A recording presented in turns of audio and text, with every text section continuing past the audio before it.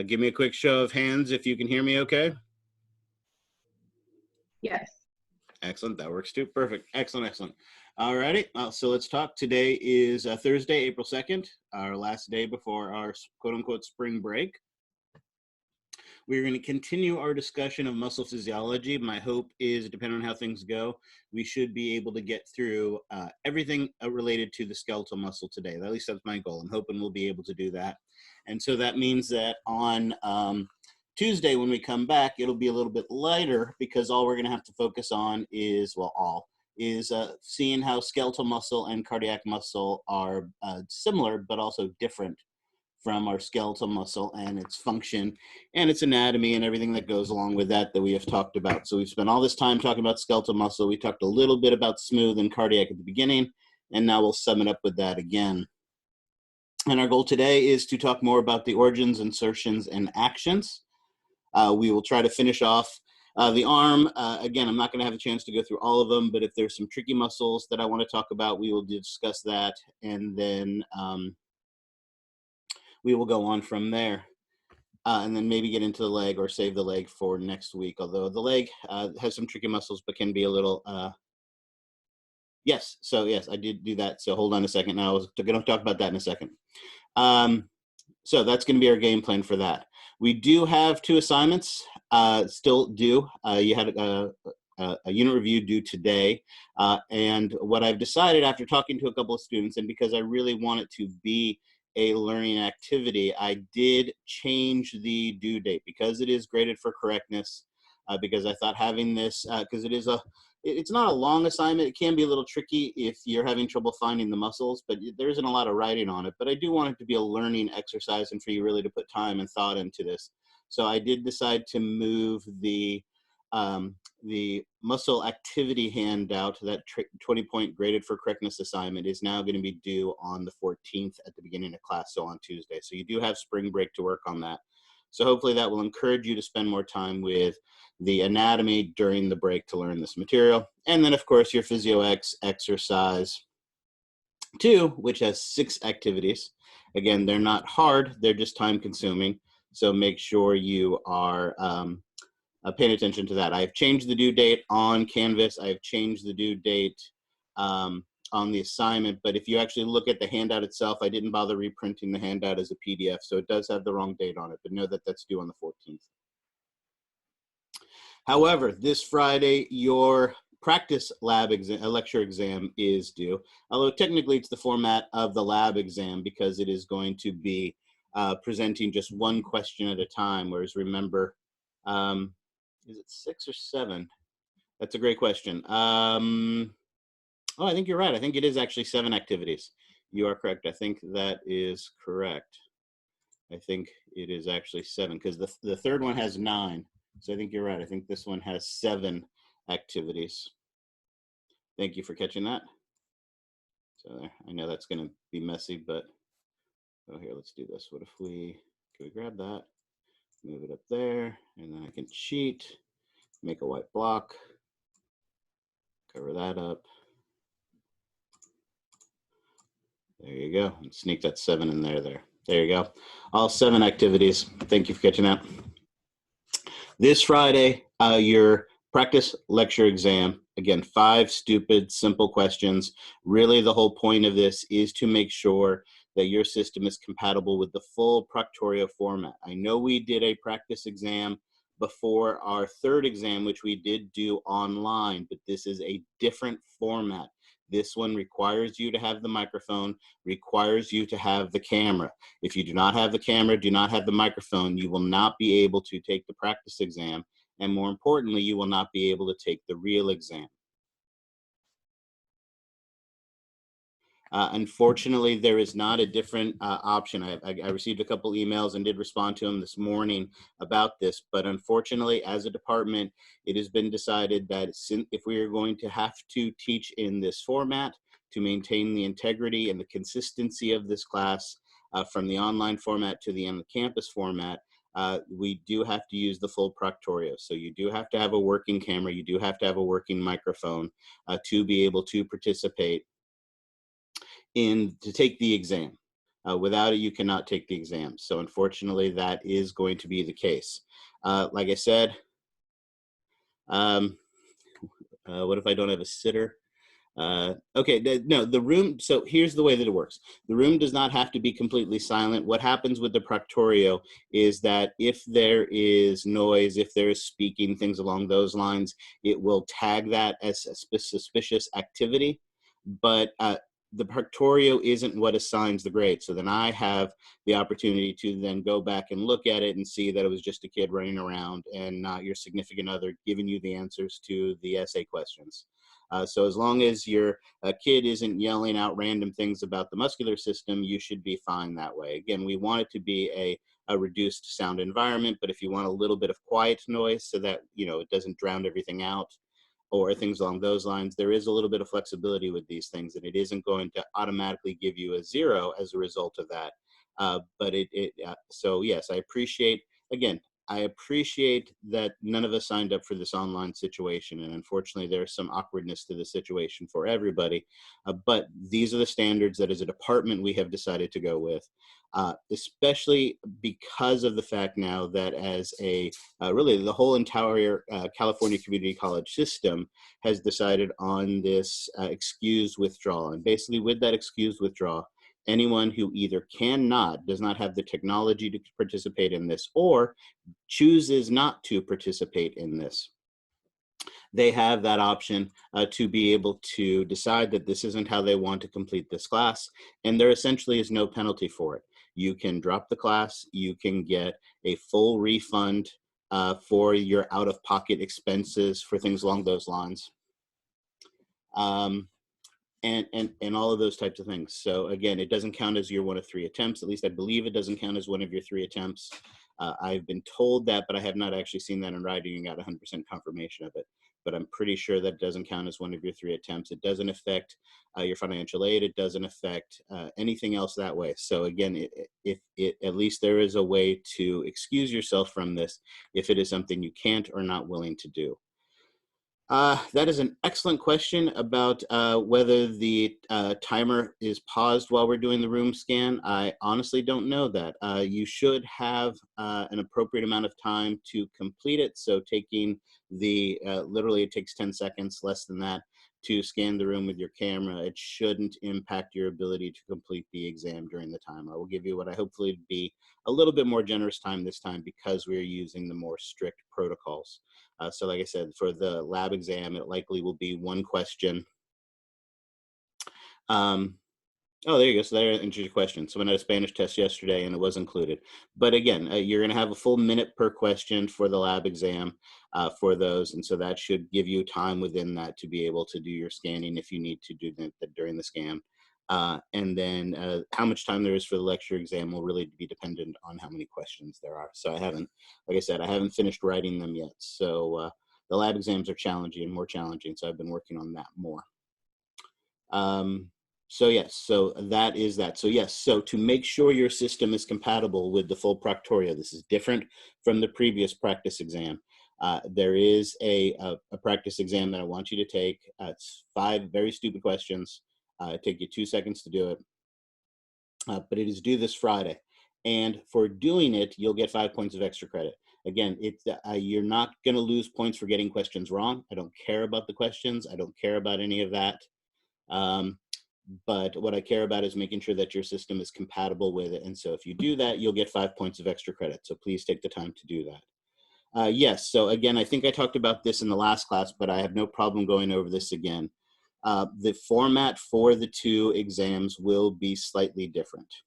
The lab exam will be the exact same format of the lab exam you took previously for the skeletal system.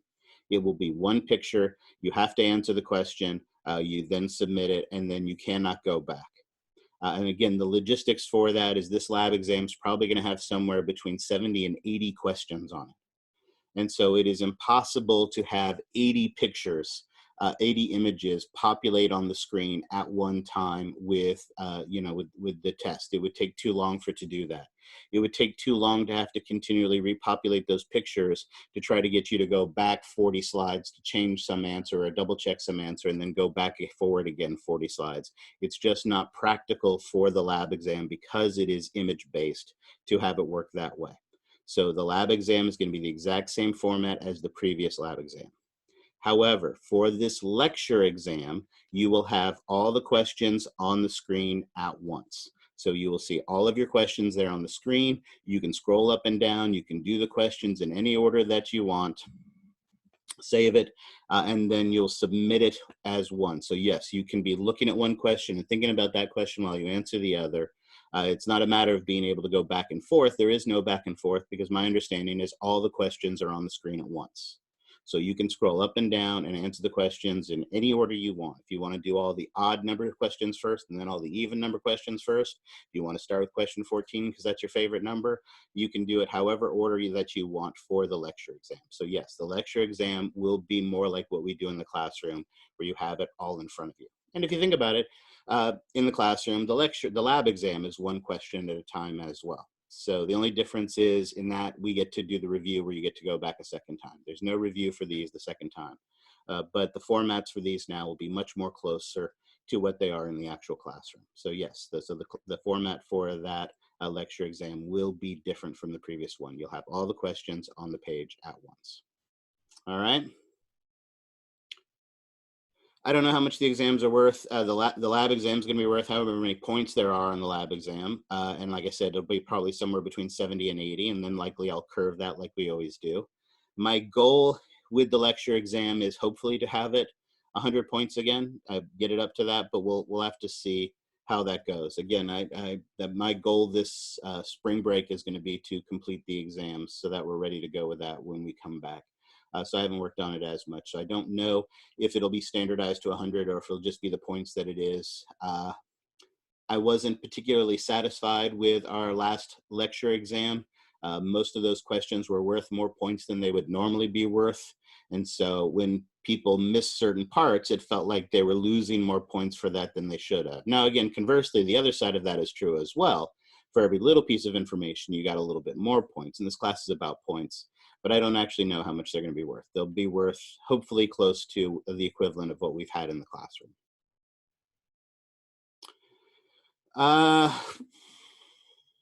Well, again, there will be other things that you'll be doing, like, for instance, this Proctorio. This Proctorio is giving your 5 points of extra credit. So if it helps you think of it that way, you can think of that as your 5 points of extra credit for the lecture exam that you would normally have.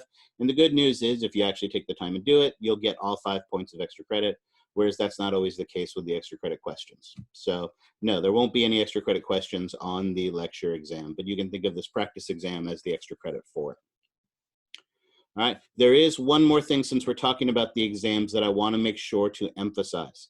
You may take the exams in any order that you want, the lab first or the lecture first, that's fine. They will be available throughout the class time plus more. So again, like last time, they will be available from 10 a.m. You can start taking the exam to 6 o'clock p.m. However, I want to make sure to emphasize to you, you must complete that exam during the time. You can't start the exam at 5:57 and expect to have the full hour or whatever it is to be able to complete it. If you start the exam at 5:57, you're going to have 3 minutes to complete that exam before the exam closes. So make sure you start the exams early enough to give yourself enough time to complete them within that window, because that's the one thing in Proctorio that I don't appear to be able to do. If I set a time for an exam, either when it's available or how long that exam is going to be, those times are hard times. So you can't go over them. So if you've got an hour for the lab exam and you spend an hour in the lab exam and you're only on question 14, you're getting kicked out after question 14. So it is really important that you pay attention to your time, both while you're taking the exam, but also think about it when you start it as well. What I will say is that once I get the exams done, the information will be posted. Obviously, you won't have access to them, but my guess is probably Wednesday after or possibly Tuesday, depending on how Tuesday goes. Tuesday or Wednesday before our exam, I will get the exam. So the exam will be posted before 10 a.m. So you'll see how many questions and how much time is available so that you can plan accordingly for that. So you'll know. So if you know that the lab exam's got an hour and the lecture exam has 2 hours, then you know you need to buffer yourself at least 3 hours. So that means start at least before 3 o'clock so that you can get that completed within that time. All right. Speaking of time, one last thing, office hours, next week, again, spring break, but really for me, spring break means writing exams. We do not have any lectures next week, but I will be here sitting at my computer working on your exams. And since I'm sitting here working on my computer, I'm going to do office hours. I'm going to do office hours all 4 days, Monday, Tuesday, Wednesday, and Thursday. Technically, my office hours on Wednesday are for my 431 class. I will have Zoom on in my Zoom classroom from 10 to noon, and I will answer any question. Like I said, technically that's my class time for 431. So if I have 2 students, one 431 student and one 430 student, the 431 student has the priority. But honestly, I will answer both questions. Same thing for Tuesday, Thursday. Tuesday, Thursday, technically you have priority over any 431 students who may show up. But again, I don't see any reason why I can't continue to answer questions. And if we ask questions, if our time goes beyond that, it's not like I'm going to shut things down at noon or at 2 o'clock. I will stay and answer any questions for anybody who has there. I will not be recording the office hours. So this is just an opportunity for you to come and get clarification, to get questions answered and things along those lines for you that way. All right. And that is the game plan. Any other questions? You guys have had some great questions. Any others? Again, I want to be as open and straightforward with you guys on this process as possible. Like I said, none of us asked for this. We all have to deal with it. And the easiest way for us to deal with it is for us to communicate and for me to try to make sure you fully understand what is expected of you, what you need to do to continue to be successful in this class. Right? That's why I wrote that whole big treatise that is our now homepage for the Canvas site, just to make sure you fully understand what is expected of you, what you need to do to be successful moving forward from here. So I'm happy to answer all these questions and more. Like I said, I know a couple people emailed me questions about their particular situations. I got those emails responded to this morning. So if you were one of those people who sent me it, you do have an email. I did respond to you. If you didn't get an email from me, then definitely contact me again. But you should have gotten that to try to address any other questions that you guys have as well. All right. All right, I guess that is that. So with our introduction and all of that in the books. Oh, wait, hold on. Not that I'm aware of. So great question. There are, there is no place in person that I'm aware of. The only, I know on campus, the Learning Resource Center and the library both have muscle models. But I don't believe either of those are open. In fact, the campus is closed, so no one can go on campus. I don't know of any place else like there. However, I will remind you again, and we can do this when we get to the lab point as well, your modified mastering A&P, that personal anatomy lab, those are pictures of the model.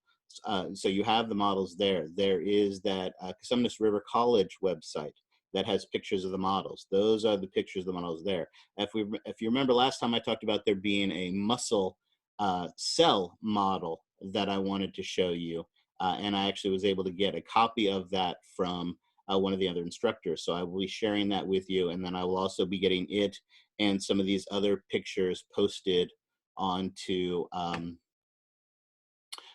our Canvas site to help you. Some of the drawings and handouts that we've been doing, not the drawings, but the whiteboard pages I've been posting to try to help you with that. I guess technically if you wanted to spend the money, I guess you could order muscle models that way. I don't know how accurate they would be. I know the ones we purchased for the classroom are expensive, so I certainly wouldn't encourage anybody to do that way.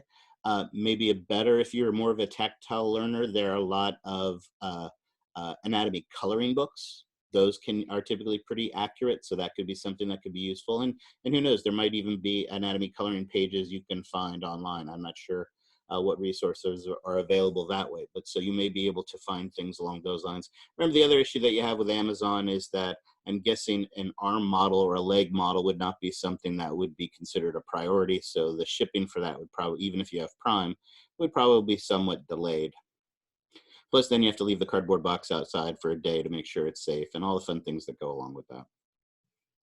So I would encourage you to take advantage of the online resources that are available, and there are a lot. All righty. Yeah, I'll show you that muscle histology picture during our lab part after we're done with the lecture part, absolutely. And again, we can go back and look at those other pictures and things along those lines, the other resources, to remind you of where you should be going for these things. All right. Any other questions? All right, excellent. Then let's dive back into our lecture. That's what I want. Excellent. All right. Last class, we had started our process of building up. We had talked about working with first the proteins of a muscle and how those proteins interact. I need my annotation tool. I need my participations tool, and I need my chat window. Every time I switch sharing all of my windows, little windows like participants in the chat window and all those things go away. So now we got it back. All right, excellent. So we had talked first about, again, we had broken everything down to the smallest level. And that smallest level, of course, was the proteins. From there, we put those proteins together into a sarcomere to understand how that sarcomere functioned. And once we understood that anatomy and the sarcomere, and really the sarcomere and the other organelles, we were able to talk about how we got that sarcomere to change shape, how we got it to generate our tension, how we got it to generate our force. We then talked about how that related to the entire myofilament, or myofibril, sorry, fibril. And from there, basically in the last class, we talked about how that affects the movement. And we were really talking about the movement, or really what we were talking about is the tension that can be produced in a single muscle cell. Right? That was kind of what we worked our way up to last time. However, as we kind of already hinted at, even if you're lifting something as light as the pen you have sitting at the table next to you, you could generate a tremendous amount of force in a single muscle cell to be able to lift it. That isn't a very efficient way to do things. You don't want to, if you want to lift your textbook, use one muscle cell and completely exhaust that one muscle cell while all the other muscle cells are sitting there doing nothing. Instead, you want these muscle cells to work together. And that's where we're going to go now. Where we're going to go now is we are going to go from the level of talking about a single muscle cell to now talk about groups of muscle cells. And when we talk about groups of muscle cells, I mean groups of muscle cells that work together. And a group of muscle cells that work together, we call a motor unit. Notice here, we see the components of a motor unit. A motor unit is a somatic, and really we should, here, let's cheat and do this, that, and that. We need to sneak a word in here, and that word in here would be a somatic motor neuron, so we want to make sure that that's what we're talking about. Basically, what a motor unit is a single somatic motor neuron and all of the muscle fibers that it communicates with. Notice here, we have a single fascicle. Let me get my spotlighter. A single fascicle here. Of course, this fascicle is formed by a dense irregular connective tissue that wraps around all these muscle cells to form that fascicle. And that dense irregular connective tissue, based on its location, is, of course, our perimysium. And here we have a red and a purple somatic motor neuron. They have their cell bodies. They have their axons, and notice, as we talked about, those axon branches to axon terminals. where they then communicate with individual muscle cells. In many ways, this is kind of like the army, right? Each soldier has one general that is in command of them, but a general can command thousands of soldiers. And it's the exact same thing here. So a motor unit is a single somatic motor neuron and all of the muscle cells it innervates. There's a huge advantage to this, because the other thing about the important thing to know about these somatic motor units, and I think it says it here, is there you go. When this somatic motor neuron fires, then all the muscle cells it communicates with are all going to contract and relax at the same time. And that is going to allow us to produce the appropriate amount of tension to do work. All right? Let's go back to the whiteboard real quickly and do a quick drawing of this so we can see a really simplistic version of how this would work. So we have that example of the fascicle that we saw before. And no, I need color. There we go.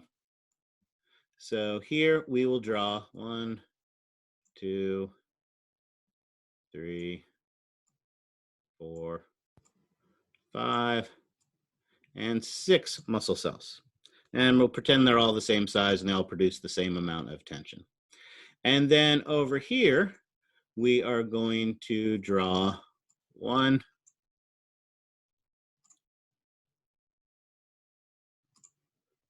2,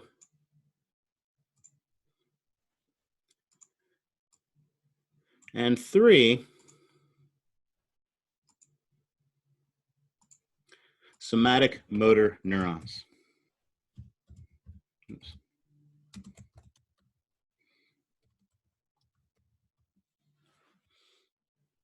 As we talked about, these somatic motor neurons all have, as we talked about, they all have the small, elaborately branched dendrites that we have coming off of them. And I'm only going to draw it on this one. Actually, I lied. I'm going to end up drawing them on the other ones because that's the way I am. Kind of anal that way. All right, excellent. And it has one axon that comes off of it. That axon then has the ability to come and form a neuromuscular junction. All right. I guess it's just easier to do a circle at this point. There you go. A neuromuscular junction, which I'm going to abbreviate, here with that one muscle cell. All right. However, and again, small dendrites coming out of it, single axon coming out. That axon, as we've talked about, though, has the ability to be able to branch. And when it branches, it has the ability to communicate with more than one muscle cell.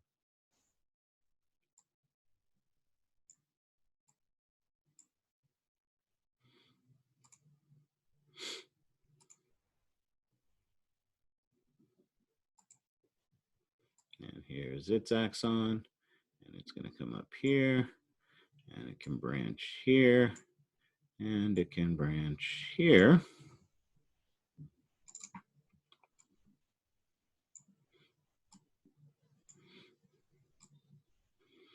There you go.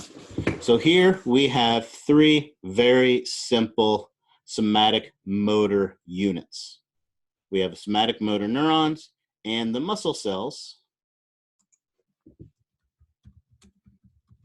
that they communicate with.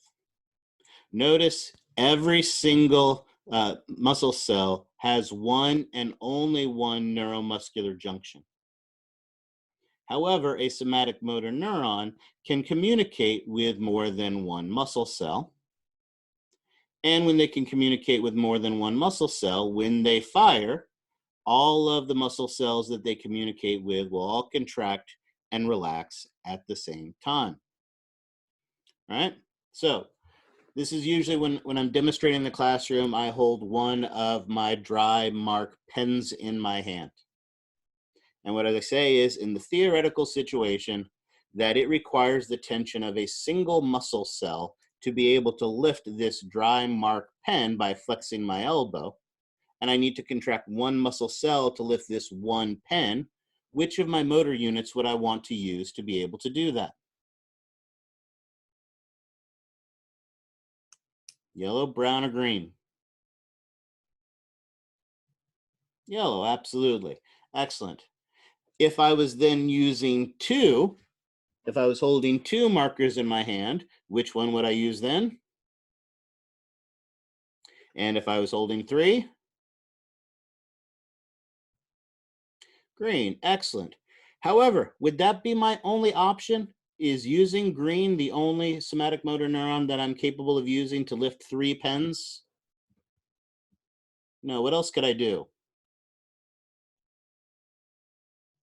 Yeah, I could use yellow and brown together, right? So I have a choice at three. If I'm doing four, I no longer have a choice anymore. With four, it would be green and yellow. With five, it would be brown and green. And with six, it would be all three of them. And if I had 7 pens in my hand and my muscle only had 6 muscle cells and these 3 motor units, and I had 7 pens in my hand, what would happen?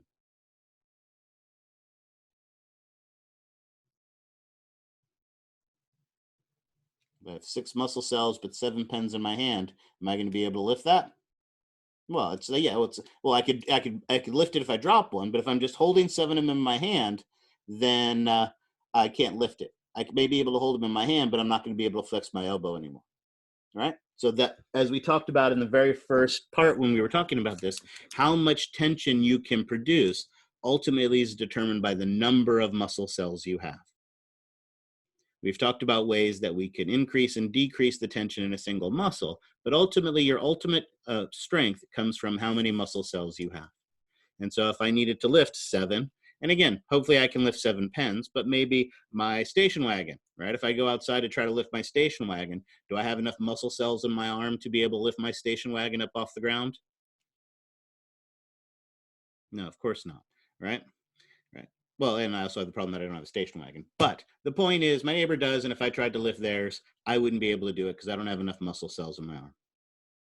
The advantage of this system is I can produce a different amount of tension in my muscle for the amount of work. And it allows me to be much more efficient. We're actually really, really good at this, right? When you go to lift that bag of groceries off of the, out of the trunk of your car, because you've been out in the wilderness trying to fight the coronavirus and gotten your groceries, when you're lifting that up out of your car, you're not, flinging it into the air. You're using the appropriate amount of tension to be able to lift it. And we're usually pretty good at that. We can be tricked if, for instance, you set that big can that big bag that had all those cans inside of it onto the kitchen table, and then your significant other took 10 of the cans out of there without you knowing it. When you went to grab that bag and lift it up, you may fling it in the air then because it's a lot less heavy than you thought it was, than you anticipated it to be. But we're usually pretty good at using the right amount of tension, generating the right amount of force to be able to do the job that we want to do. And that one of the ways we do that is by having different numbers of motor units, some with more muscle cells and some with less muscle cells. Let me do this real quick.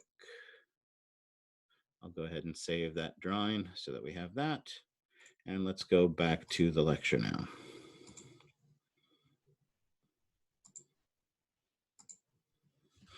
All right. Now, a motor unit on average has 150 muscle cells. And again, remember, muscle cell, muscle fiber, those terms are interchangeable on average. But this is one of those things where the average isn't necessarily a meaningful term. Just like I say, the average height of a male is, right, 5'9" or 5'8" or whatever it is. I don't even know what the average is. But let's just say, for argument's sake, it was 5'9". If it's 5'9", and again, even though we have a fair number of males in the class, not all the males are going to be precisely 5'9". There's going to be a huge range in those values. And the same thing is true for our motor units as well. Some of our motor units, like the ones we talked about using to thread that needle in the last class, those are very small motor units. And those small motor units allow you to produce very precise motions. So something like threading a needle only requires a few muscle cells, but it requires a tremendous amount of precision. And so with that precision, we want small motor units so that we can have fine detail, right? That beautiful pen stroke or that painting, those types of fine, precise movements, we want small motor units for, right? If you have to kick a 52-yard field goal to win the Super Bowl, you don't want precision, you want power. And so we have some motor units that actually a single motor unit, a single muscle cell, can control, pardon me, a somatic motor neuron, that neuron cell can control thousands of muscle cells. And so those thousands of muscle cells all fire, all contract, all generate their tension at the same time. And that gives you a tremendous amount of force, an incredibly powerful motion for that big kick, for that big throw, for that big jump, right? But it does lack precision. When you have 1,000 muscle cells all firing at the same time, you get a tremendous amount of force, but you're not going to get a tremendous amount of precision with that as well. We all have these different sizes, and absolutely, when you use them, are going to vary from person to person. So everybody has precise movements, everybody has powerful movements, everybody has small and large motor units. But obviously, how you use them from day to day is going to vary. And there are going to be some other. There is a big genetic difference in our muscles, and a lot of that is genetic, right? Because now we're all quarantined at home, we all decided that what we were going to do during our 4 hours on Zoom, instead of doing anatomy and physiology, is we were all going to work out together. And we all grabbed the exact same amount of weight and we all lifted it the exact same number of times. Would we all necessarily get the same increase in strength as a result of doing that? Or if instead we decided to all go outside and run sprints in our backyard, and we all ran the exact same distance, the exact same number of times for the exact same number of days, we would see differences in, not everybody would gain the same amount of speed. So yes, there are some genetic differences from person to person. So doing the same activities for everybody isn't going to necessarily get you the same gain as it would be for somebody else. And a lot of that is genetic. And there's more to that genetics as well, we'll talk about as well. Here is a great picture from your textbook. Notice one of the things that I want to point out is that, like the illustration I drew, the goal isn't to have all of the muscle cells on one side by one motor unit and all of the other side by the second and all in the middle by the third. We want them intermixed, because remember, all these muscle cells in a fascicle are all parallel to each other. So when all the blue ones contract and all the red ones contract and all the purple ones contract, we get the exact same action. And so again, like the drawing that we did, all of those muscle cells flexed the elbow. The only difference was how much tension they were able to produce. And so a motor unit is going to be intermixed within a fascicle, and it can actually be intermingled within multiple fascicles, which really makes sense. If we're going to have a motor unit that has thousands of muscle cells, we don't have fascicles that have thousands of muscle cells.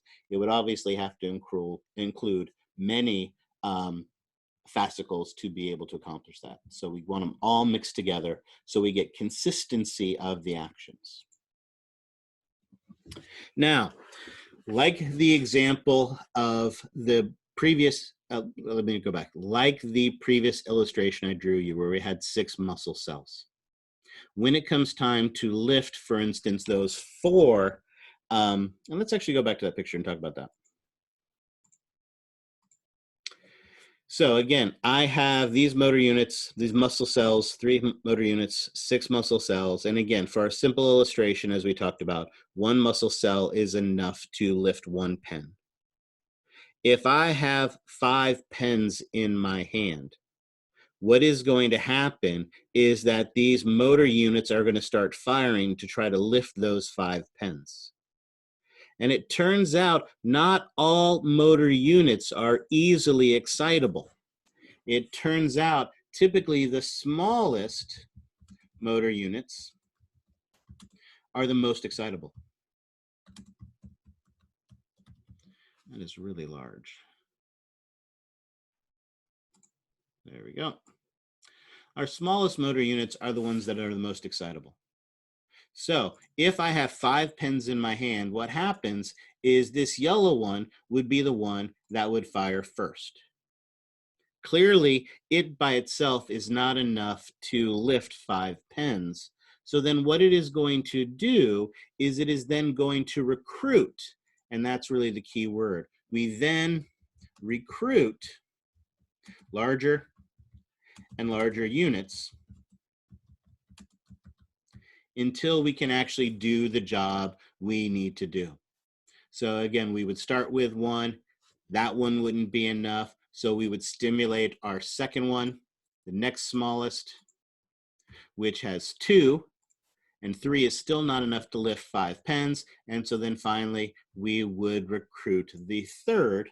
And as we do that, we finally now are able to generate enough tension to be able to lift up those 5 pens. Right? And so that's going to be the key. That's the key to this concept of recruitment. Basically, what happens when we recruit is we get more and more muscle cells to fire at the same time. And as we get more muscle cells to fire at the same time, we produce more tension. That's what we see here in this nice illustration from your textbook. Here we have a fascicle that has, I don't know how many, 12, 14, something like that, muscle cells in there. Notice when we want to stimulate it, at first, we give it just a little bit of stimulus, nothing happens, a little bit of a stimulus, nothing happens. But then we're finally able to produce enough stimulus where we're able to excite our smallest motor unit. Our smallest motor unit only controls 2 muscle cells, so we produce a relatively small amount of tension. But then we're able to recruit more. Notice those first 2 are firing, but now we get 3 more to fire because we've gotten the next smallest unit to fire, and we produce tension. And now we get the next one, which has 4 or 5 to produce tension, and the next largest to produce tension, until we have recruited all the motor units. When we recruited all the motor units, all the muscle cells all fire at the same time, and at that point, we produce our maximal tension. That is the maximal tension we can produce, because how much tension we can produce is ultimately determined by how many muscle cells we have. And if we fire all the muscle cells together, then that is the maximal amount of tension, the maximal amount of force we can produce. Now, if we go back and let's cheat, notice these 3 motor units that are located here, actually, unlike the ones I drew, have a similar number of muscle cells in them. So let's say it's 5. So if we come back to this example here, if I had to hold those 5 pens out at arm's length, right? I abducted my arm like I'm doing a jumping jack, and I have my arm parallel to the ground, out to the side, and I'm holding those 5 pens. Would I want to just fire those 5 muscle cells that are capable of holding that up continuously? Just continue to fire those exact same 5 muscle cells for as long as possible to try to hold those pens up? No, of course not. Instead, what I'm going to do is alternate between them. Notice if we alternate between them, fire first motor unit 1, that's orange, then blue, and then purple, and then orange, and then blue, and then purple. What that allows is it allows the individual muscle cells to generate tension and then relax, generate tension and then relax, generate tension and then relax. But by firing them asynchronously, I'm going to be able to sustain a higher level of tension for a longer period of time. Right? Again, this is one of the fun parts when we're in the classroom, because I get to tell this story. Back in ancient times, and by ancient times I mean elementary school, I went to elementary school back east, right? Medieval times. And so back east in Ohio, in medieval times, rules are slightly different. When you would get in trouble in elementary school, you would get sent to the principal's office. And what the principal would do is he would have you get down onto your knees. He would have your whole arms out like I described, right? Your arms out away from your body, abducted, parallel to the ground with your palms up. So your arms abducted and supinated. And he would put a textbook in each one of your hands. and sitting there on your knees, you had to hold those textbooks up until he got tired. If you could hold those textbooks up until he got tired, then your punishment was over and you got to go back to the classroom. However, was anybody ever able to hold it up till he got tired? I know the 2 times I got sent up there, I wasn't able to hold it up till he got tired.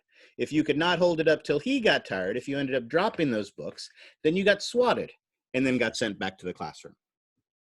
Right? And being the idiot kids that we were, you would think, hey, if you know you're not going to be able to hold it up, just drop them right away, get your punishment and get out. No, we all tried to hold them up for as long as we could, then got our swatting and got sent back to the classroom.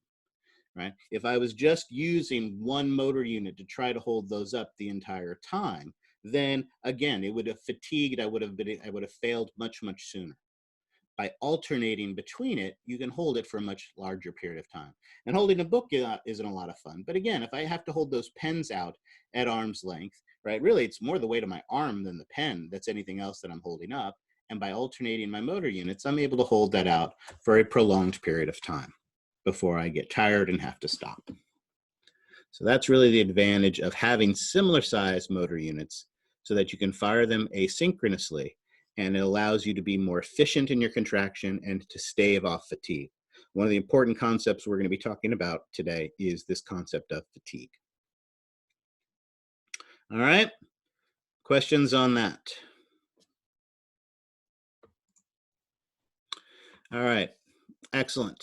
So now that we've talked about our motor units, and again, as we've talked about, these motor units are the collections of muscle cells that are going to be used by firing these muscle cells together with a somatic motor neuron. They are going to be used to move our body through space.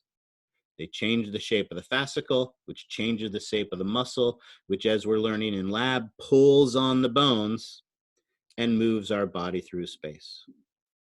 All right? By moving our body through space, we are able to produce tension, and we use that tension to produce contractions. And when we talk about contracting a muscle, right, there are really 2 types of contractions that we really talk about. The first is actually muscle tone. Muscle tone is kind of a state of partial contraction. Right? Again, if you were to, I assume you're sitting in a chair listening to this lecture. I'm sitting in a chair giving this lecture. Maybe you're one of those more motivated students. Maybe you're walking on a treadmill or doing jumping jacks outside or something like that while you're listening to this. But if you're doing that, sit down for a moment. As you sit down, you would say that your legs are quote unquote at rest. Right? They're relaxed. Those muscles are relaxed. However, if you poke your legs, right, there is actually a little bit of muscle tone in there, right? Think of it this way. If someone was a paraplegic and you were able to poke their legs would feel very, very different from ours. This muscle tone inside of our muscles basically helps to support the joints. Like we talked about, it can provide protection in our abdominal region. Right? It can maintain our posture. We take posture for granted, right? Again, unless you've had a tremendous amount of vodka this morning for breakfast, you should be able to stand up, close your eyes, and put your arms out, abduct your arms, and not wobble at all, right? Even with your eyes closed. We take that for granted. The reason you're able to do that is there are small, minute contractions that are taking place typically in the core muscles of your body to maintain your balance, right? It is actually a conscious act, which is why if you've had too many vodkas for breakfast, right, that becomes befuddled, and you suddenly have trouble doing that, and you wobble back and forth as you're trying to stand there still. So we have this muscle tone that is this partial contraction of the muscles where really we're changing the tension. The real key with muscle tone is it is minor changes in tension with really the goal to be to not change the length of the muscle. All right? We want to stand upright. We want to not move. When we're not moving our left arm, we don't want our shoulder falling out of socket. The head of the humerus, we don't want that falling out of the socket when we're doing that. And even when we're asleep, there is muscle tone as well. Again, there is a little less muscle tone, but again, your shoulder doesn't fall out of socket when you are asleep because there's muscle tone there, there's tension, there's things like that that hold it in place. So we do have even some muscle tone, although typically less muscle tone when we're asleep than when we are awake. Right. Conversely, right, so again, typical for all muscles, we have that muscle tone in it, important for posture, important for those types of things. But we also then have the types of movements that have the ability to move the body.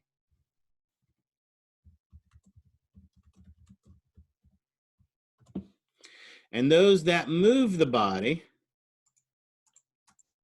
are what we call isotonic contractions. One of the important concepts, and I'm going to clear this drawings because I need to have a little bit more space to write because this is going to be important. When we talk about our contractions, the important thing to remember is there's basically two things that we have to deal with, right? Muscle contractions deal with two forces, let's say it that way. The first is the load, right? This is the resistance or the thing we're trying to move.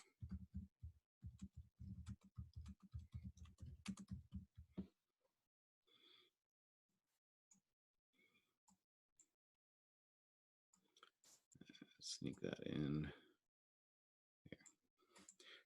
That works. Fit there. Yep. Excellent. So that is the first thing. The second thing is the tension that we produce. This is the force produced by the muscle. And it is the relationship between our load and our tension that determines whether or not we move through space. Great example of this is like we've been talking about, and I always like using the example, doing the curls for the girls, right? You do that flex of the elbow, holding a weight. Now, if you think about it, when you're doing that curl for the girl and you've got the 45-pound weights because you want to be really impressive looking at the gym and you're doing that curl for the girl, is that weight weigh any different when it is at the bottom of your arc versus when it's at the middle of the arc versus when it's at the top of your arc? That whole time you're moving the weight, does the weight change in its load? Does the resistance of it change? No, absolutely. A 45-pound weight or a 5-pound weight or a 10-pound weight is the same, whether it's sitting on the ground or whether you're holding it over the head. So with our isotonic contractions, one of the keys to this is that our load does not change. All right, so with an isotonic contraction, our load does not change. That is the first main characteristic of our isotonic contraction. However, the other key to an isotonic contraction is that also our tension that we produce. Our tension does not change. That's in the name, isotonic, same tone, same tension. So the tension does not change. Our load does not change. Our tension does not change. But there's one more key factor to an isotonic contraction. Our tension that we produce cannot, I'm not going to have enough room to put this here, equal the load. So I'll sneak this down here. So the load, rule one, for an isotonic contraction, load does not change. Rule two, tension does not change. And rule three, the tension cannot equal the load. The two cannot be equal to each other. All right. Again, let's switch back from weights to our dry mark pens because that's something we understand. If I have 5 of them in my hand and I want to lift them, no matter where I move them through space, there's still 5 pens, so they still have the same load. And if I want to lift them, Can I lift them by just using 3 muscle cells worth of tension? Or 4 muscle cells worth of tension? Or even 5 muscle cells worth of tension? No, I need my tension to be greater than the load. And if my tension is greater than the load, then I'm going to be able to lift it up. And so that's really the key. I have to be able to produce a tension that is not equal to the load. And if I can do that, then I will move that muscle will change shape, and I can move that load through space. And so I produce, 6, whatever the units of tension to lift that 5 unit of load. They're not equal to each other, and I can move it through space. That is that isotonic contraction. Producing tension in a muscle that does change the length. Isotonic. The tension does not change, but the muscle length does.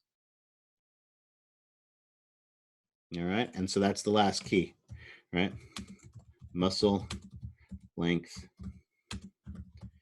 changes. So when we talk about an isotonic contraction, the load does not change, so the tension does not change. It's isotonic. But the tension cannot equal the load, and as long as the tension doesn't equal the load, then our muscle will change length. Does that make some semblance of sense? Blank stares mean yes. Oh, excellent. Perfect. A yes. Awesome. So let's think of it this way. I go to my car. I grab that bag of groceries out of the trunk. And as I grab that bag of groceries out of the trunk, I abduct my arm so that my arm is parallel to the ground, because that's how I always carry my bags of groceries in from the car, with my arm out parallel to the ground. Now, do I keep continuing to lift that bag higher and higher and higher till it's finally up in the air and I'm swinging it all around? No, what happens is I get it to a point where my arm is where I want it to be. And at that point, I stop moving my arm through length. The length of my arm no longer changes, but I'm still contracting the muscle, right? That type of contraction is a different type of contraction. And now I need to get rid of this. And that different type of contraction is what we call an isometric contraction. Now I'm going to cheat and get rid of isotonic here. So, oops, that's not going to do it. I'll do that. I'm going to cheat and get rid of this definition here so that I have some room to play with. Perfect. As the name isometric contraction means, the key with an isometric contraction is the muscle does not change length. With an isometric contraction, isometric, same length, the muscle does not change length. All right? The reason this occurs is that the tension I produce must always equal the load. So the tension produced must always equal the load. Again, I'm sitting here waving my arms, so might as well turn on the camera so that you guys can see as we are doing this. So again, if I am flexing and bringing it up, as I bring the bag up, my arm is moving through space. That bag that I'm holding hasn't changed weight, so the tension I produce in it does that, and I lift that bag of groceries out of the car. Once I get it to the height, and like I said, I always carry my bags of groceries out with my arm abducted away from my body this way. That's how I always carry my groceries in from the car. At this point, now my arm is no longer moving through space, but clearly I'm contracting it. And the reason I'm contracting it, but it's not moving, is because the tension that I'm producing here has to equal the load. Of course, while I'm standing there getting ready to come into the house, my wife comes and puts 2 more bags of grocery onto my arm. as she does that, does my arm go down as a result of adding that increased load to it? So, of course not. No, because if she puts 2 more on there and my arm goes down, she wins. I can't let that happen. So yes, she puts 2 more bags on there and the load goes up. So what do I do instead? Instead of letting my arm go down, I increase the tension in my arm. And that's the key with these isometric contractions. Notice with an isometric contraction, the load can change, and so can the tension. Both the load and the tension can change, but again, they always have to be equal. Nope, that's the wrong color. They must always be equal. So again, if my wife puts 3 more bags on, I'm able to hold it up. If one of my kids takes pity on it and takes one of the bags off, when one of them takes the bags off, my arm doesn't go flying through the air. Instead, I reduce the tension in it. That way, that the tension and the load are always equal and my arm doesn't change length. It's isometric. Now again, hopefully you at home have been getting creative with this and your workouts at home. There are lots of examples of isometric types of contractions. So for instance, you can take the chance where you put your hands together, and as you put your hands together, you can push a lot or you can push a little, or you can grab your hands and you can pull a lot or you can pull a little, right? In both of those cases, the load that's on one side and the tension on the other are equal. Or maybe you're pushing against the wall, right? As impressive and as strong and as healthy as you are, if you stand against that wall and push on that wall, you can push a little, you can push a lot, but is that wall going anywhere? No, it's not going to go anywhere. And so in those cases, those are all examples of isometric contractions. The load and the tension can increase or decrease, but they're always going to be equal. Because they're always equal, the muscle doesn't change length. All right. Questions on that? Actually, I need the camera. I lied. Questions on that?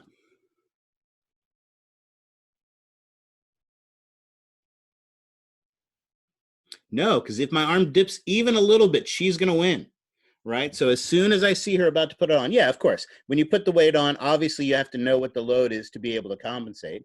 Because if it's a bag of toilet paper, aside from being solid gold, right, it's not going to be as heavy as a bag of cans. So yes, you have to know what the tension is. Is there going to be some wobble as she adds and subtracts things? But the goal is to maintain that consistency of position. All right. And here's one last thing as well. And again, we'll demonstrate with the curls for the girls. Again, as you're doing those curls for the girls, as we're lifting and we are contracting, and again, we are doing that isotonic contraction of the arm that brings that weight up. If you really want to do those curls for the girls, you get the biggest, heaviest weight you can, you do that flex to bring it up, and then you just relax the muscle and let it fall down. No, you do a controlled lift of it, and then you can do a controlled descent of that weight. If you get up and demonstrate it like I'm doing now, where you're doing that controlled descent of the weight, notice I'm extending my elbow. And we would think the extension of the elbow uses the tricep brachia. But if you actually feel your arm while you're doing this controlled descent, what you see is the tension is actually in your bicep brachia. Right? And that brings us to the last concept. We have to talk about this when we are discussing it. And that goes back to, so I need to clear my pretty pictures and go here, back to our isotonic contractions. With isotonic contractions, there are actually 2 types. And those 2 types are determined by one of 2 things, right? Remember, well, let's put this over here for now. With our isotonic contractions, the key to our isotonic contraction is that our tension is not equal to the load. All right? That literally can mean 2 things. It can mean that the tension is greater than the load, or it can mean that the tension is less than the load. So notice there are two ways that my tension and my load cannot be equal. And so not surprisingly, there are two types of muscle contractions. If the tension is greater than the load, then we are going to shorten the muscle. Right? When it moves, we are shortening the muscle, and that would be the lifting of that weight when we are doing the curl. However, when we lower that curl, the bar down, again, if we just relaxed the muscle, tension would be 0, the load would be higher, and the weight would pull our arm down, right? That makes sense. But we don't want to just let it fall. So we do it in a controlled fashion. So if we go back to using those simple numbers that we were using before, I have 5 pens in my hand. So I contract 6 muscle cells to lift it. And then when I'm lowering it, I only fire 4 muscle cells. If I only fire 4 muscle cells, but I have 5 pens in my hand, in that case, the tension is going to be less than the load. And as a result of that, our muscle elongates. Now, I know the thought of this can be a little confusing because now what you're going to do is you're going to think back to the contractile cycle. With the contractile cycle, we know myosin heads grab and pull, and as they pull, they bring towards the M line, and they're always making the sarcomere shorter. So if they're always making the sarcomere shorter, how can I contract a muscle, and how can that muscle get longer? Well, the answer to that, oh, and I misspelled muscle, goes back to my favorite game of tug of war. If we were in the classroom and all of us were together and all of you were on one side of a rope and all of me was on the other side of a rope and we played tug of war against each other, right? You guys would win. Now, of course, I would still be doing the tug of war motions. If you think about our contractile cycle, it is reach out, right? I reach out, I grab, I pull, and I let go. I reach out, I grab, I pull, and I let go. And of course, if I'm going to do it like a muscle cell, I do them alternating. I reach out with one hand, grab with the other hand, pull, then I reach out with the other, grab and pull. I'm going to be making those same 4 motions that we see in the contractile cycle. The difference is, as I'm grabbing and pulling, because there's 30 of you on the other side pulling back, you guys are going to be yanking the rope from me. So you're going to be jerking my arms back, or you're going to be pulling the rope through my hand as it skips through my hand in that way. Notice it's a much more jerky, a much more impactful, much more damaging type of activity. But it is possible to contract the muscle and have it get longer. And that's actually what happens with these types of contractions. When the tension is less than the load, the muscle elongates as a result of this. This is a more impactful contraction. And like I said, more damaging. Again, if all these examples that I normally use aren't quite as meaningful now, or maybe more meaningful now as a result of it, right? Spring break is right around the corner. If it wasn't quarantined, one of the things you could go do is you could go to New York and you could climb to the top of the Statue of Liberty.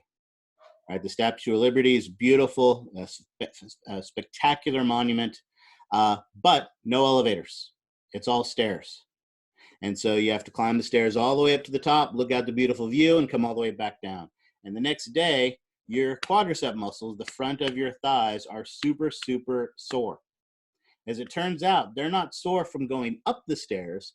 They're actually sore from coming down the stairs.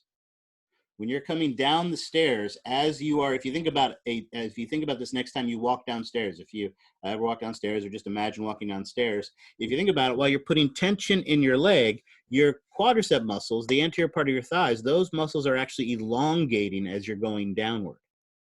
And so that contraction, while they're actually elongating, is actually more impactful. And doing that for 432 stairs or whatever it is from the top of the Statue of Liberty down to the bottom, impacts that muscle, damages that muscle, and that muscle is much more fatigued, much more sore the next day because of that. Now, as we can see, there are two types of isotonic contractions, and because we know our anatomists love to name everything, let's identify those two types. The first, where the muscle shortens, and again, the muscle shortens because in this case, the tension that you're producing is greater than the load. We call that a concentric contraction, and that would be the lifting of the weight during that curling motion. And where the muscle lengthens, and again, it lengthens because in this case, the tension you're producing,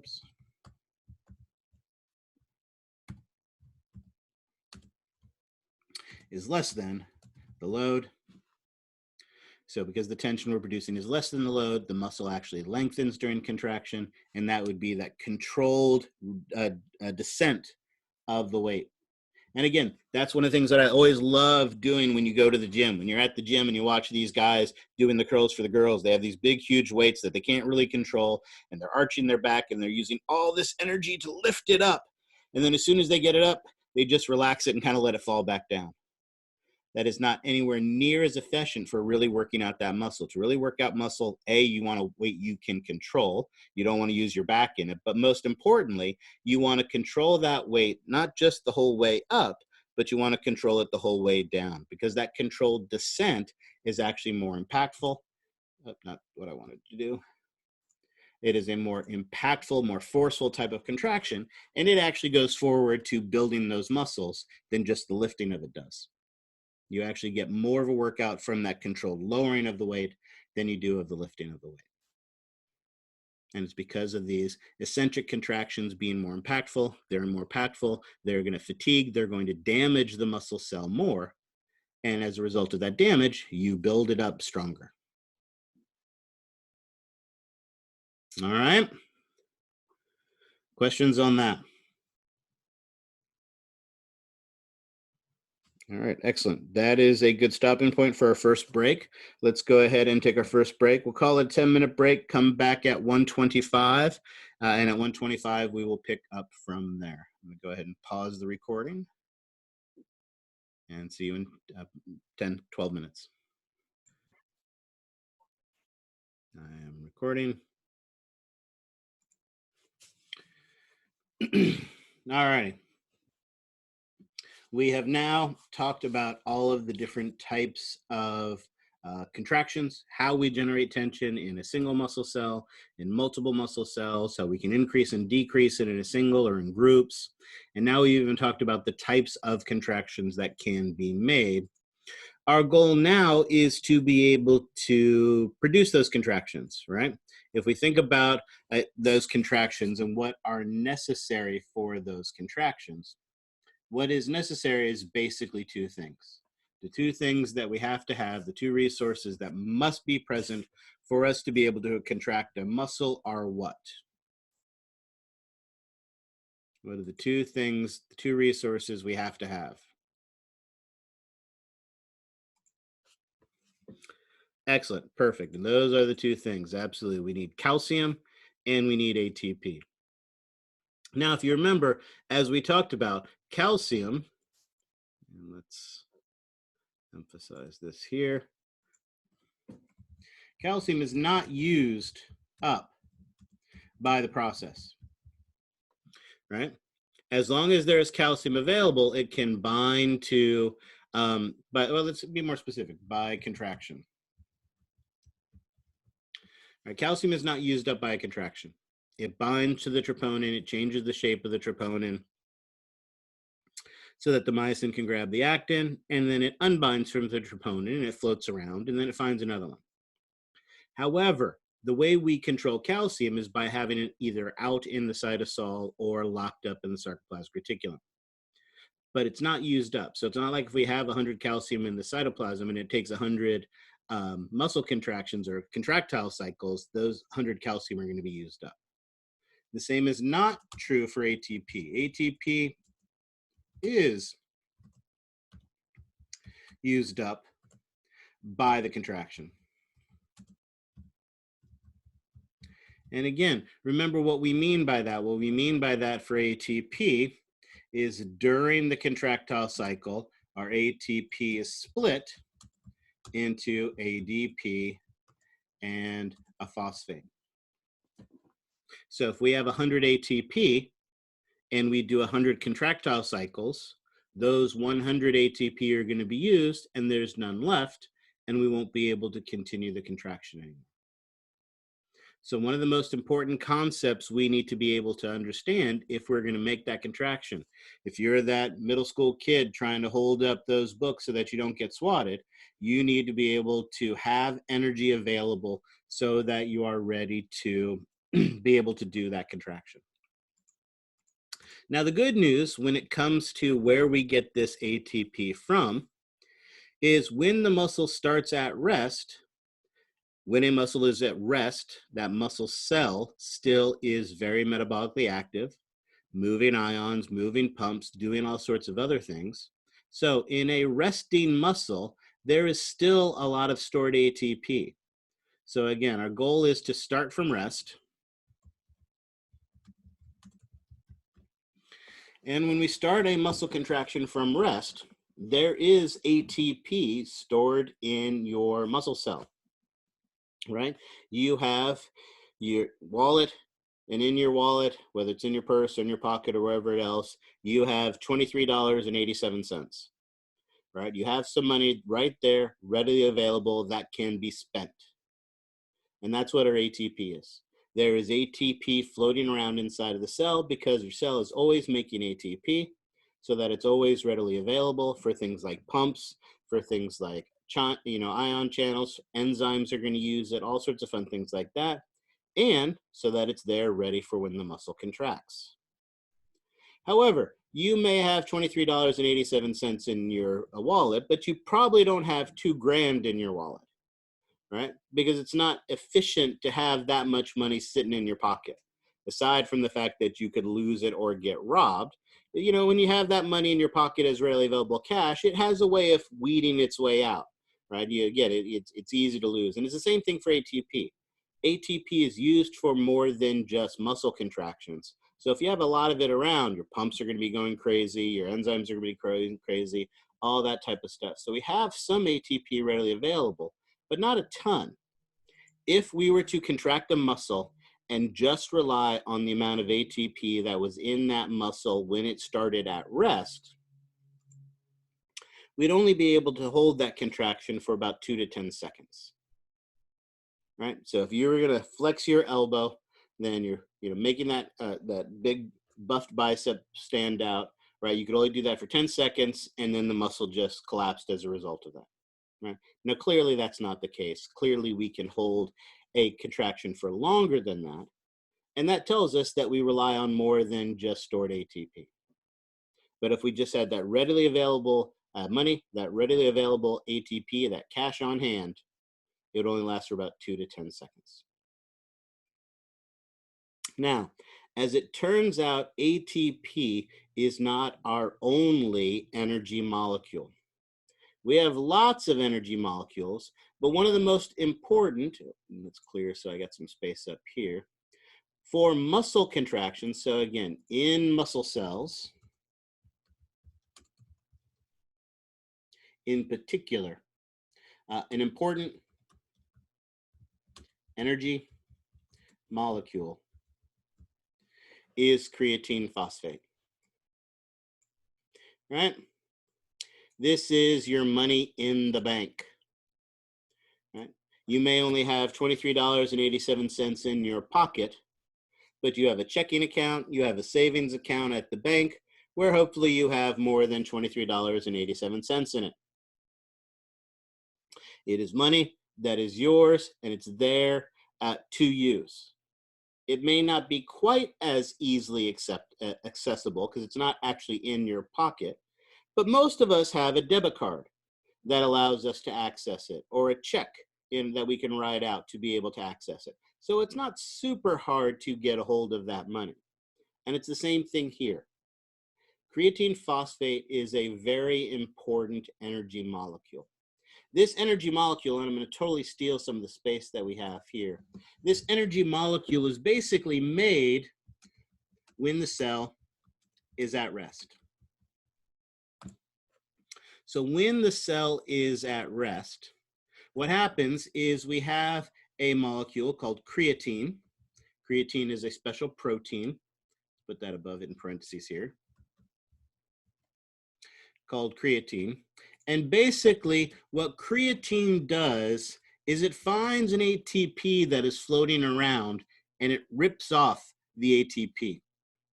So let's actually do it this way. I'll write it out. Creatine splits ATP.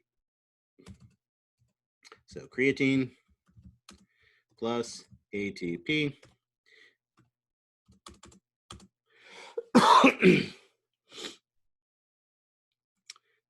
Cheat and get an arrow.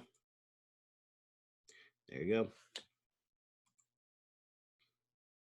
Now, of course, when creatine splits ATP, we get ADP plus phosphate plus energy. That's always what happens when we split ATP, right? And actually, let's put this here.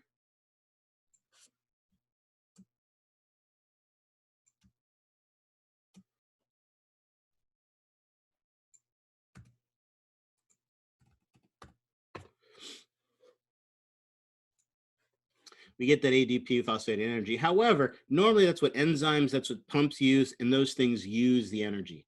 But the key with creatine does not use the energy. Instead, it stores it.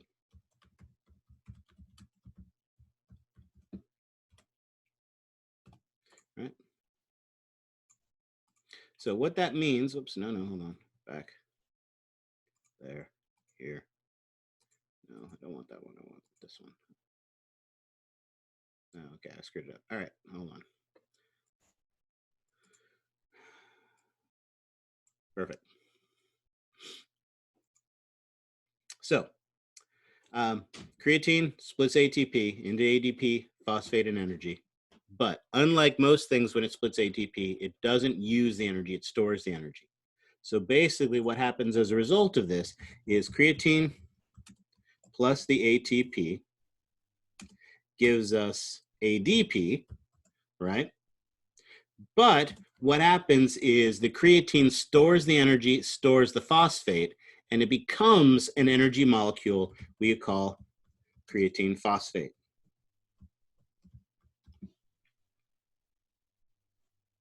And this creatine phosphate, as we talked about, is an energy molecule.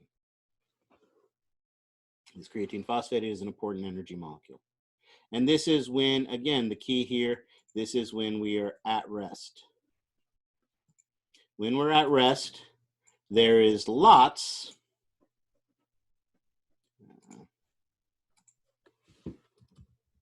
of ATP floating around because we are at rest. And since there's lots of ATP floating around, creatine can grab the ATP, rip off a phosphate, and become creatine phosphate. However, then we start to contract the muscle. And when we start to contract the muscle, let's go back to red. When we start to contract the muscle, the amount of ATP goes down. So we'll do it fancy in space. The concentration of ATP decreases. And so what happens is this equation with the creatine splitting the ATP and becoming creatine phosphate, basically the chemical reaction reverses.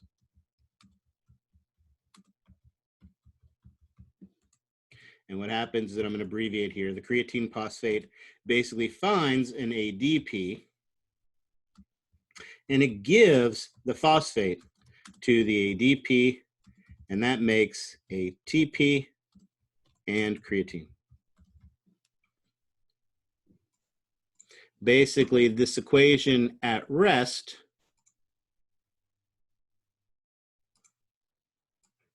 goes this way. And when we're at rest, and then when we are using the muscle, the equation goes in the opposite direction. Now, the question becomes, again, this is just an energy molecule then. This is taking that dollar and putting it in the bank. Whether you have the dollar in the bank or you have the dollar in your pocket, it is still $1 that you can use to buy one thing that costs $1. But creatine phosphate is a more stable molecule. And that's really the key here. Creatine phosphate is more stable than ATP. Remember, everybody wants to use ATP. ATP is our big energy molecule. This is more stable. And because it's more stable, we can actually have 3 times as much creatine phosphate in a resting cell than we do ATP. So you have 3 times as much money in the bank as you have in your pocket. But as soon as you start spending that money, right, then you can keep spending because you have it in the bank as well. We can just as quickly give it back to the ATP, so we have lots of ATP, and we can make more afterwards, right? This is one of the reasons why people take creatine as a supplement before they work out. They try to get that extra creatine into their muscle cells before they work out, so that they have extra energy stored in their muscles, so they can work those muscles out for longer. Now, of course, the problem with those creatine supplements is they have massive amounts of creatine, far more than your digestive system is able to absorb. You also then get massive amounts of it into your blood supply. And while some of that is going to get into the muscles and some of it will increase the amount of energy that can be stored inside of a muscle, a lot of that creatine just ends up getting flushed out in your kidneys.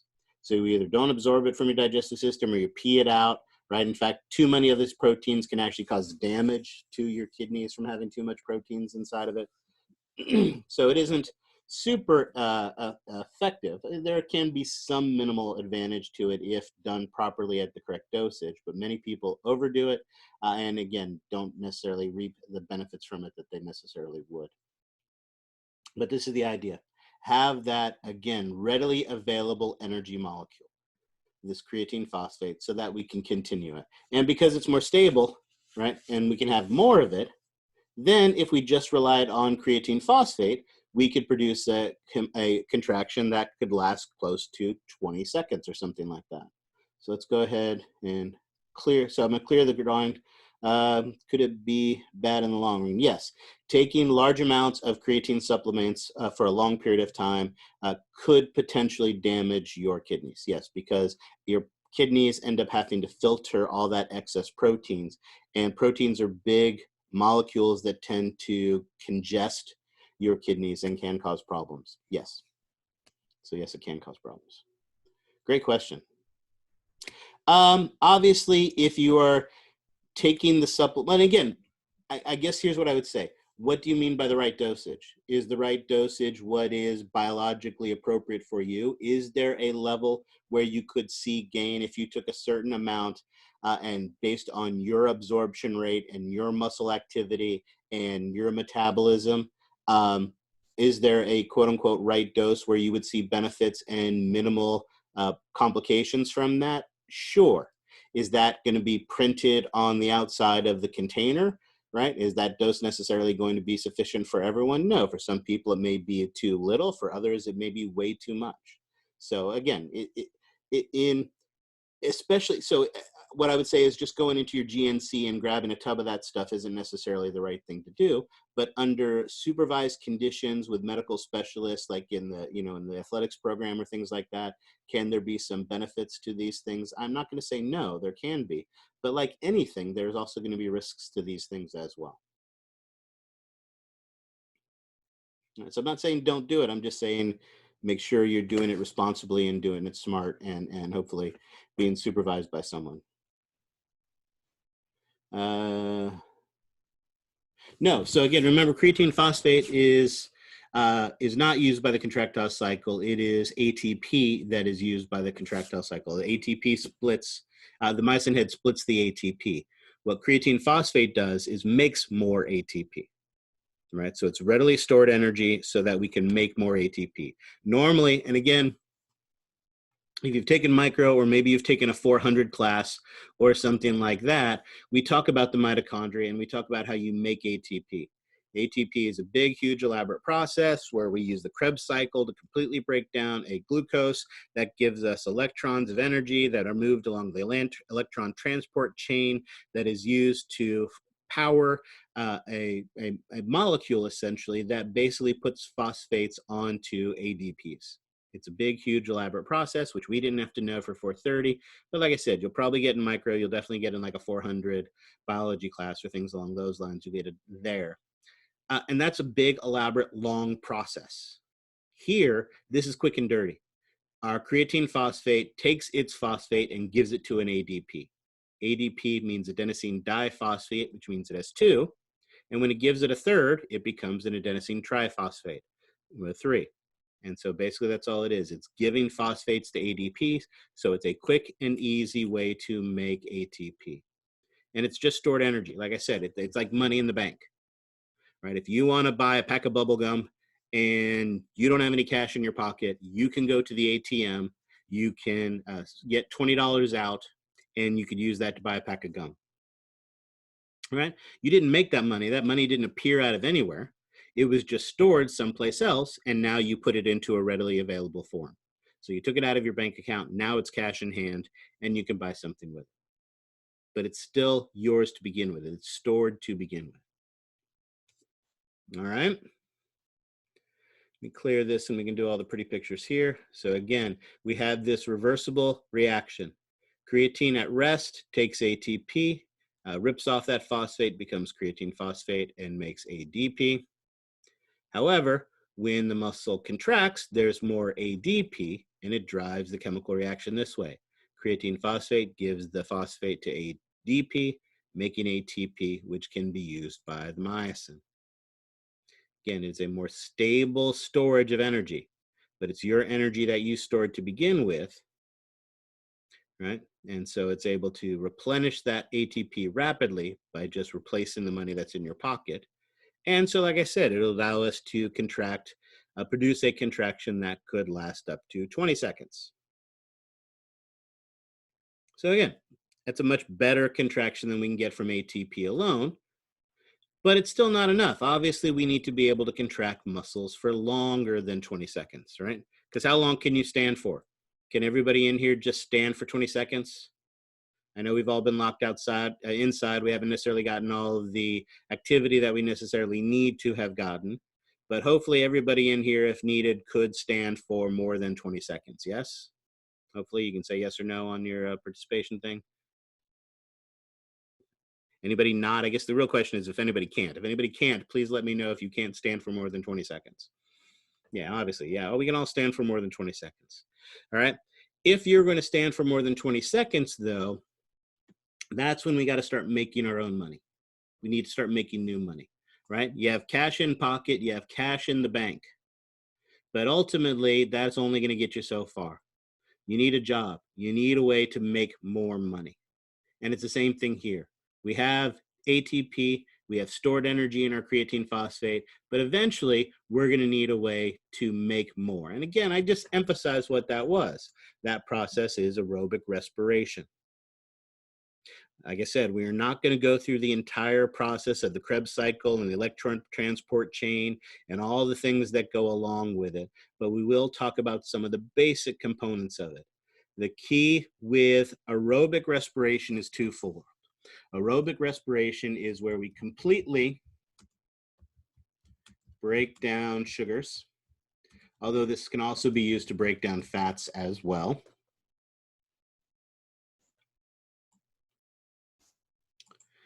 But there's two keys to this. This occurs in the mitochondria. Sorry, I forgot my stage. It occurs in the mitochondria, and to completely break down our sugar, it uses oxygen.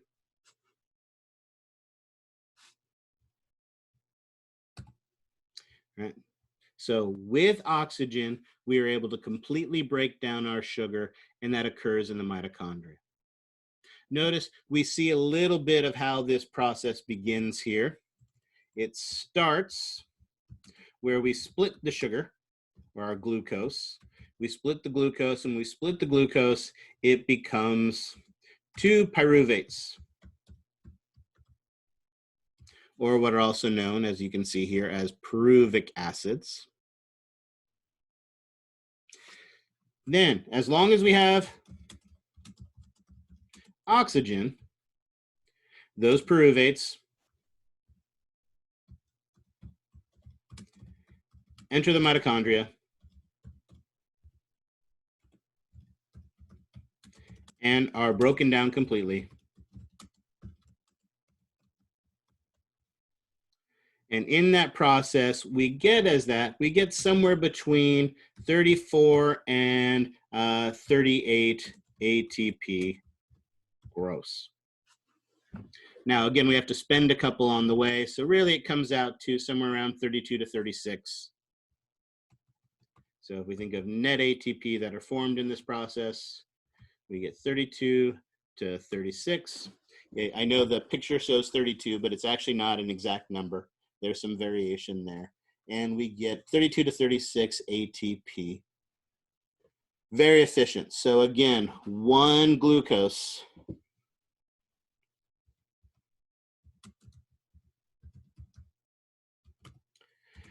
that's not a one. One glucose gets us 32 to 36 ATP. It's an incredibly efficient process. And it's enough where we can produce all the energy we need for moderate activity. All right? As I said, most of you admitted to being able to stand for more than 20 seconds. And in fact, how long can you stand for? Well, pretty much ever, right? You can stand for hours, right? As they talk about, literally everything is walking distance if you have the time, right? You could stand for hours. You can walk for hours. And the reason for this is because of this process. We can efficiently break down glucose and get a tremendous amount of ATP in our muscle cell to be able to sustain activity at a moderate level for a moderate period of time. All right? It's incredibly efficient. Obviously, for it to work, we have to have sugar, we have to have oxygen. But the good news is, as our cell uses it, our blood supply brings more of both to us.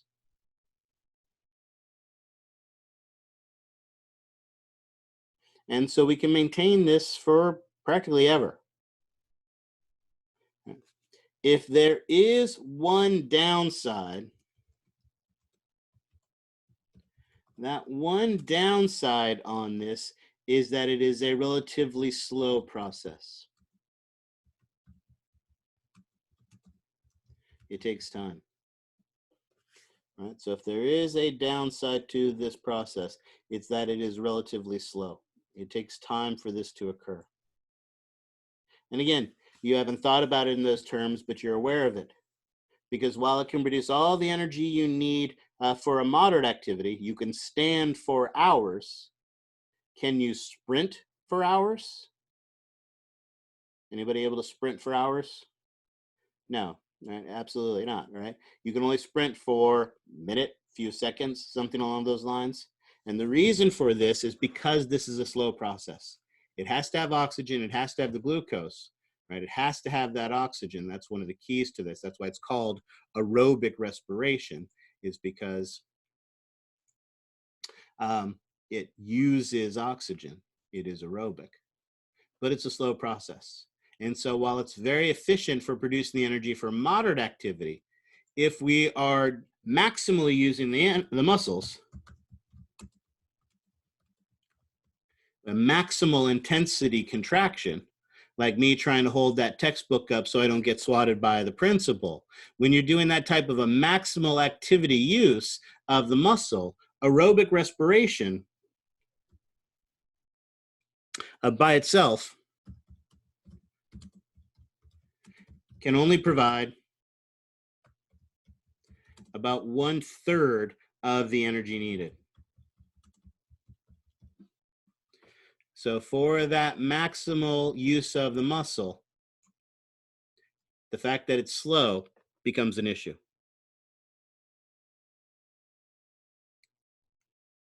for that maximal use. And again, so if there's a downside, this is a super efficient. But the problem with it is that it takes time. And so if we are maximally using that muscle, it's not going to be able to keep up. All right. I've written this out here. Let me go ahead and clear that, and we can look at the pretty pictures from the actual slide that say essentially the same thing. Again, requires oxygen. That is the key. Aerobic respiration. With that oxygen, our pyruvic acid, our pyruvate, is taken into the mitochondria and used to fully break down. Again, both our glucoses, but remember also our fats as well, our fatty acids as well. It is super efficient. A single glucose molecule can be completely broken down to produce anywhere between 32 and 36 ATP. Able to produce enough energy for hours of moderate activity, but because it is a slow process, it can only provide about a third of the energy needed for peak activity.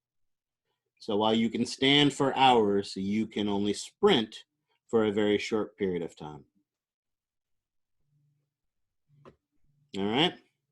Now, of course, that doesn't mean you can't sprint. You can sprint. You're just limited on the time that you're able to do that for. And again, this is a slow way of making ATP, but luckily we have a quick and dirty way of making ATP as well. That quick and dirty way of making ATP is anaerobic respiration, which again, as the name clearly indicates, is without oxygen.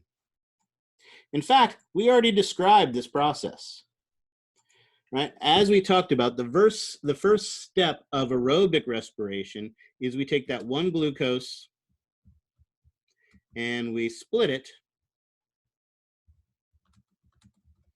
into two pyruvates, or what we mentioned, two pyruvic acids. Same thing. Now remember, with oxygen, those pyruvates were able to enter into our mitochondria and be broken down completely. However, this process of splitting a glucose into two pyruvates actually provides some energy.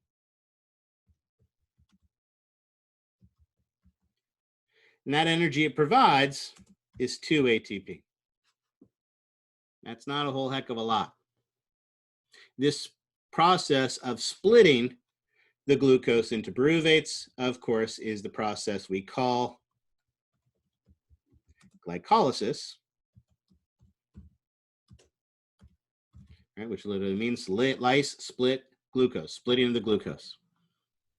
That splitting of the glucose provides us some energy, 2 ATP, but that's it. So now notice we went from that hybrid where you were getting 34 to 36 ATP for a single glucose to now we're driving a Hummer where one glucose gives us 2 ATP.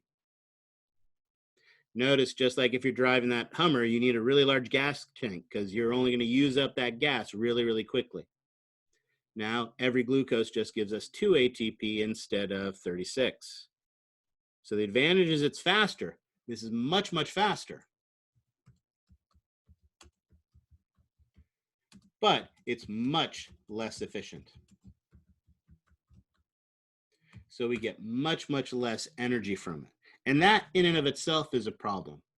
But there's an even worse problem that we see from the illustration. Right? What happens without oxygen, our pyruvates cannot enter the mitochondria. And if they can't enter the mitochondria, then they're converted into lactic acid. And that lactic acid is a toxin of the cell. And ultimately, one of the main factors that lead to fatigue. Oops.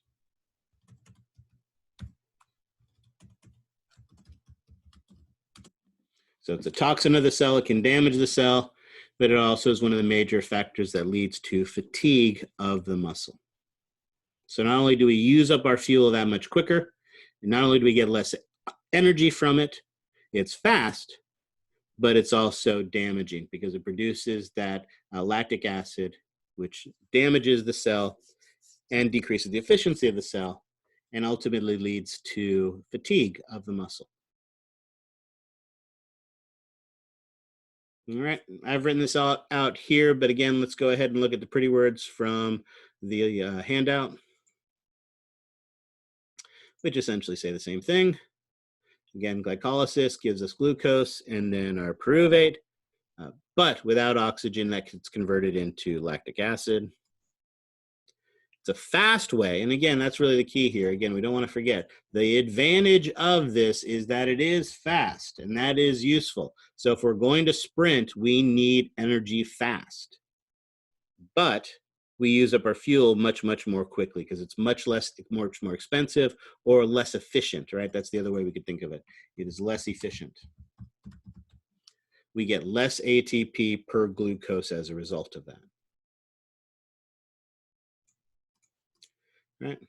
And again, it forms that lactic acid, which is a toxin and is ultimately going to lead to fatigue of the muscle cell.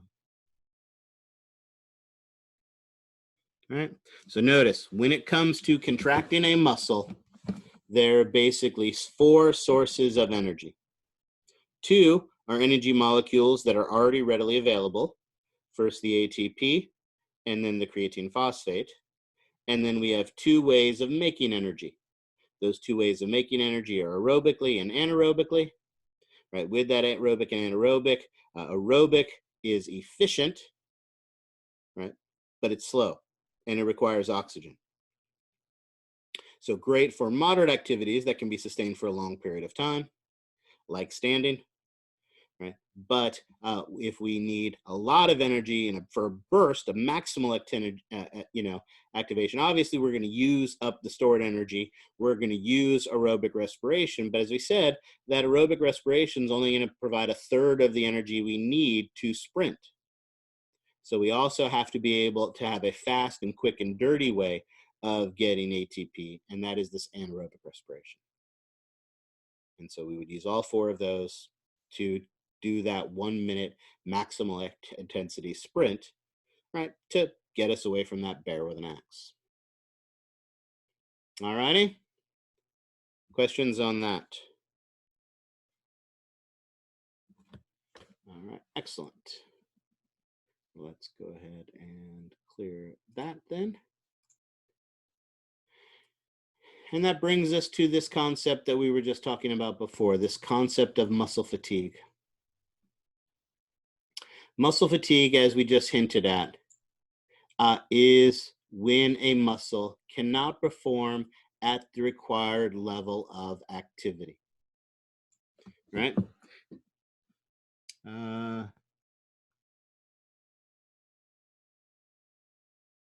Well, great question. So when we have an adrenaline rush, right? So again, that bear with an axe comes in the room, we get that adrenaline rush. The whole point of our sympathetic nervous system, the whole point of our adrenaline, the whole point of that fight or flight response is to help with it. It's what adrenaline is a part of is our stress response. From a biological standpoint, stressors were things that threatened our lives, right? Back in ancient times, bears with axes roamed the countryside, right? And so absolutely you needed to, when you saw a bear with an axe, you had 2 choices. You had to fight that bear with an axe, or you had to outrun somebody that was in the classroom, right? Your life was threatened, and so you responded to it physically. And so that's what our stress responses do. Our stress responses basically provide us with the energy. Our heart beats faster, our airways dilate, right? The blood vessels to our muscle cells dilate so we can bring more oxygen to our to our muscles so that they can get the oxygen they need to do that efficient exercise. Blood vessels to our liver dilate so it can go to the liver and we can get more glucose so we can have that energy necessary to be able to deal with that stress, to run or to fight. we have this big, huge, massive stress response where we are releasing energy because stressors are things that threaten our life and we respond to them physically. Right? And so absolutely, the more oxygen we can get to our muscles, the better off we're going to be with the muscles. And so that's one of the problems with stress, right? I was glorious before I had children, right? But now, right, there are very few bears with axes anymore. Bears with axes don't roam the countrysides the way they are. Instead, the things that stress us out are that 10-page paper we have due on Friday, or the coronavirus, which is running around rampantly on the outside. And what do? We hunker down inside and sit on the couch and watch Netflix, right? So we don't respond to stress the same way, but those same biological effects are in place. So we're still seeing the adrenaline, we're still seeing the increased heart rate, we're seeing the increase in glucose into our blood. But now we respond to it by, like I said, sitting and watching Netflix or typing on a computer to write out your paper that's due on Friday. We don't use that energy. So what happens? All that excess glucose is stored as fat, right? That adipose in our body. The other way to think of it too is, again, the more oxygen we can get to the muscles, the more efficient it's going to be. So one of the things in particular that endurance athletes will do, thankfully they're better at testing for this now, so it's not as much of an issue. But you've got that big race you have to do next week. So next month. So what do? This month you pull out a pint of blood, right? During the next month, your body builds back the red blood cells that you took out of your body. And the morning of the race, you take that pint of red blood cells that you took out and you shove it back into your arm. By shoving it back into your arm, right? Blood doping, that's what they call this.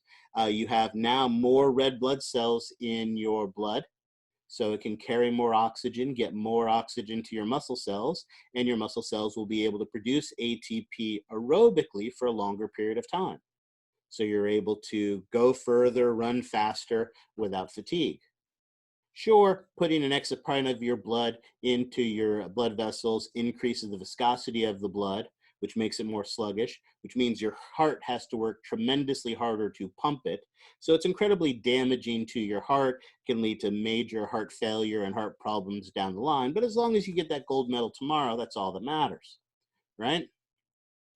So absolutely, it's all the same type of thing. The more efficiently we can get the blood, get the oxygen to our muscles, the more efficient they're going to be. Because the more we use them, the more, and here's the key word that we're talking about right now, eventually our muscles fatigue.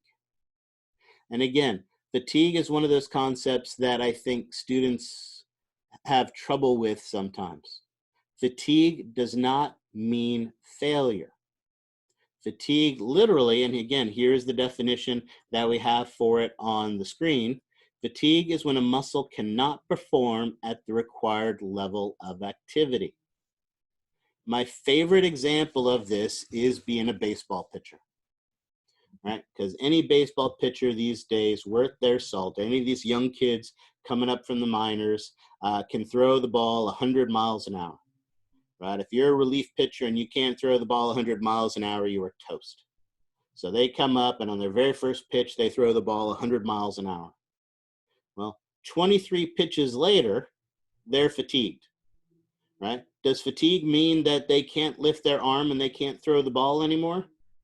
No, fatigue for these guys mean that they're throwing the ball 92 miles an hour. Throwing a ball 92 miles an hour is still hella impressive, but they could throw it 100 miles an hour before. What that means is that the muscle is not performing at the level they want. They want the arm to be able to throw the ball 100 miles an hour. They can only throw it 92. That is fatigue. Fatigue is not failure, right? We can even go back to my principal example. When I was standing there in the classroom or sitting on my knees in the classroom holding up those books, eventually my arms fatigued and I dropped the books. Does that mean that I wasn't able to move my arms anymore? They just hung dead at my side? No, of course not. They were just tired. They couldn't hold the book up anymore. Right? So again, it wasn't that the muscle had failed. Now, are there some extreme cases where a muscle can completely fail? One of the classic examples, gosh, I guess it was 12 years ago. It was either 8 or 12 years ago in the Summer Olympics. there was a female marathoner who had gotten all the way to the track, the last 400 meters at the end, at which point she completely collapsed. She had completely fatigued her muscle resources so much that she literally was not able to move. She collapsed and was unable to move. They actually had to bring the ambulance out, scoop her up, throw her in the back of the ambulance. She never actually got a chance to finish the race. She could see the finish line from where she collapsed, right? But she was not able to move a muscle anymore. But that type of fatigue is rare, right? No, she wasn't stiff as a result of it. No, she was actually, yes, I guess some of the muscles would have stiffened up on her.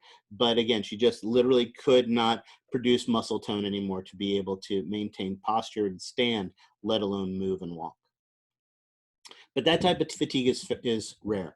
What I'm talking about is not being able to perform at the level you want, right? You can swim, right? You're 50 yards in 10 seconds or whatever it takes to do that, or throw a 100-mile-an-hour fastball, or whatever it is, and now you're down to 93, right? That muscle is fatigued.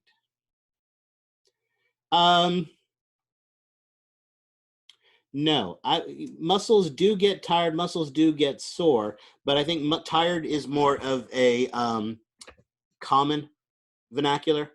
The key with fatigue, because I mean, your arm could be tired, but if you're still able to throw the ball 100 miles an hour, or your arm could be sore and still able to throw 100 miles an hour, then technically you would not be considered a fatigue. So fatigue is the word we want to use. Fatigue is the specific word because what it means is it cannot perform at the level that we want it to. All right? It's possible to have a muscle tired without it not being fatigued. If it can still perform at the level that you want to do, if it can still run as fast or throw as fast or jump as far, then technically it's not fatigued yet. Fatigue is when it can't perform at the level that it could. Doesn't mean that it fails. Muscle failure is something different. Muscle failure is that Olympian that we were talking about. Now, what's interesting is we don't fully understand all of the mechanisms that cause fatigue, but we definitely know some of the main factors involved in it. For starters, one of the obvious causes is the depletion of metabolic resources. By this, what I mean is the fuel, right? If you think about it, the fuel we need is oxygen, right? The fuel we need is glucose. So we have that oxygen, we have those glucose. Those are the things that are depleted. Remember, one of the things we talked about in our muscle cells is our muscle cells have that special protein, myoglobin. And remember, myoglobin stores oxygen, right? It's a way of storing oxygen inside of our muscle cell. Glucose, of course, is stored in our muscle cell as those large glycogen.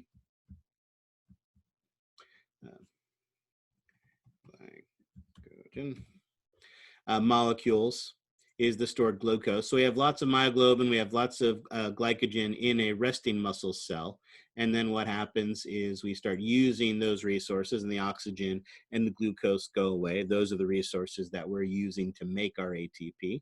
You empty the tank of gas and obviously it can't continue to go anymore. But as we've also seen, right, as we are opening channels, calcium is moving, sodium is moving, potassium is moving. So things like the movement of calcium and potassium and sodium and even chloride and even magnesium, all of these are things, ions, that play a role in this process. And as too much sodium gets into the cell or too much potassium leaves or calcium goes where it doesn't belong, imbalances in our ions can cause muscles to become less efficient as well.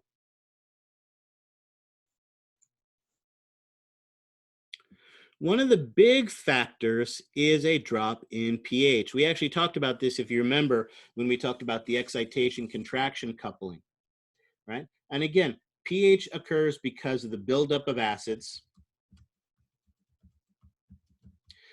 For example, lactic acid, which we'll talk about, but other acids as well.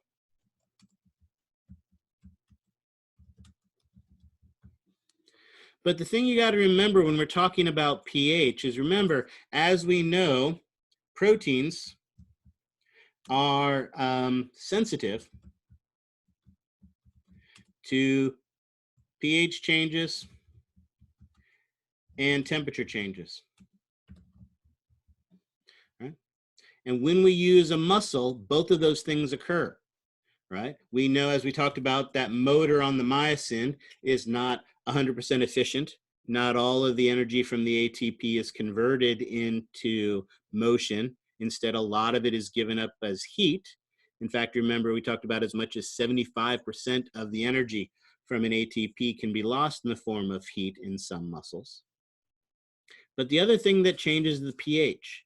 And if you remember, one of the things we talked about, and I'll write it over here to remind us, although I'm going to have to erase it, so maybe I'll hide it over here.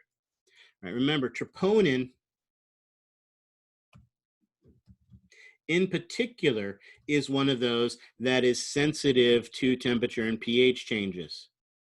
When the pH changes, troponin changes its shape slightly, and it becomes harder for calcium to bind to it. Think of the significance of that. Come on. Oh, I guess it's there. Right.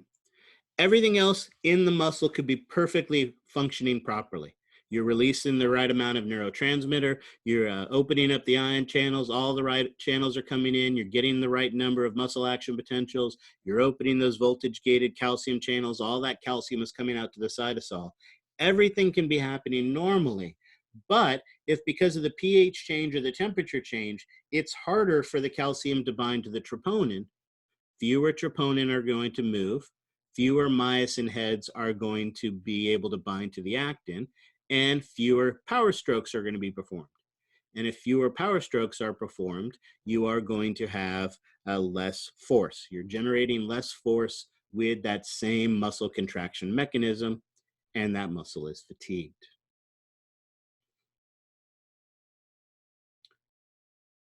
No, again, remember, it's not relaxed. It's just not performing at the level that we want it to. Again, we'll use simple numbers. The first time I throw that pitch 100 miles an hour, what's able to happen is I go through all of the muscle contraction processes. I release 100 calcium move 100 troponins, 100 myosin heads grab and pull, and with 100 myosin heads grabbing and pull, I throw the ball 100 miles an hour. Then 30 pitches later, everything happens the same way. I send the neural action potential, I produce the muscle action potential, 100 calcium are released from the sarcoplasmic reticulum. But now, because of pH changes, while 100 calcium are released, only 70 of them are able to bind to troponin, because troponin has changed its shape, which means 70 regulatory proteins move, and now only 70 myosin heads can grab and pull.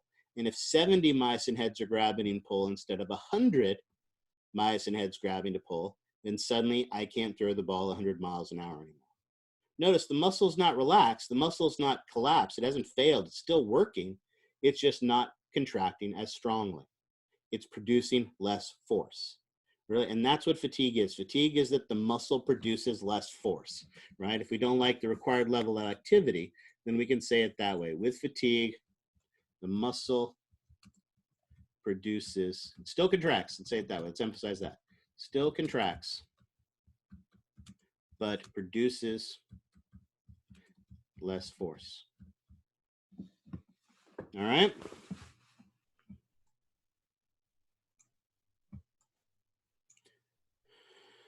So, pH change can cause that. Temperature change can cause that. All of those things can cause it. But there are other things that cause fatigue as well. Ah, that's exactly where I was going next. Absolutely. And that's the other thing, right? When those 100 calcium are released and we move 100 regulatory proteins and 100 myosin heads can grab and pull, that is assuming that all those myosin heads are undamaged. As those myosin heads are grabbing and pulling, those proteins can be damaged. The myosin head could break off. The actin can be misaligned, right? The Z disc can be misaligned. So again, as we start to damage that more and more we use it, again, you're going to get a decrease in efficiency. And as you get that decrease of efficiency from that damage, the muscle produces less tension, produces less force. Absolutely. Again, that's why it's sore. No, it's not permanent damage. Absolutely not. Right? You do your arm workout today, and you don't come back and do arms again tomorrow, and then arms on Saturday, and finish the week off with arms on Sunday. Because if you do a really vigorous arm exercise today, how do your arms feel tomorrow?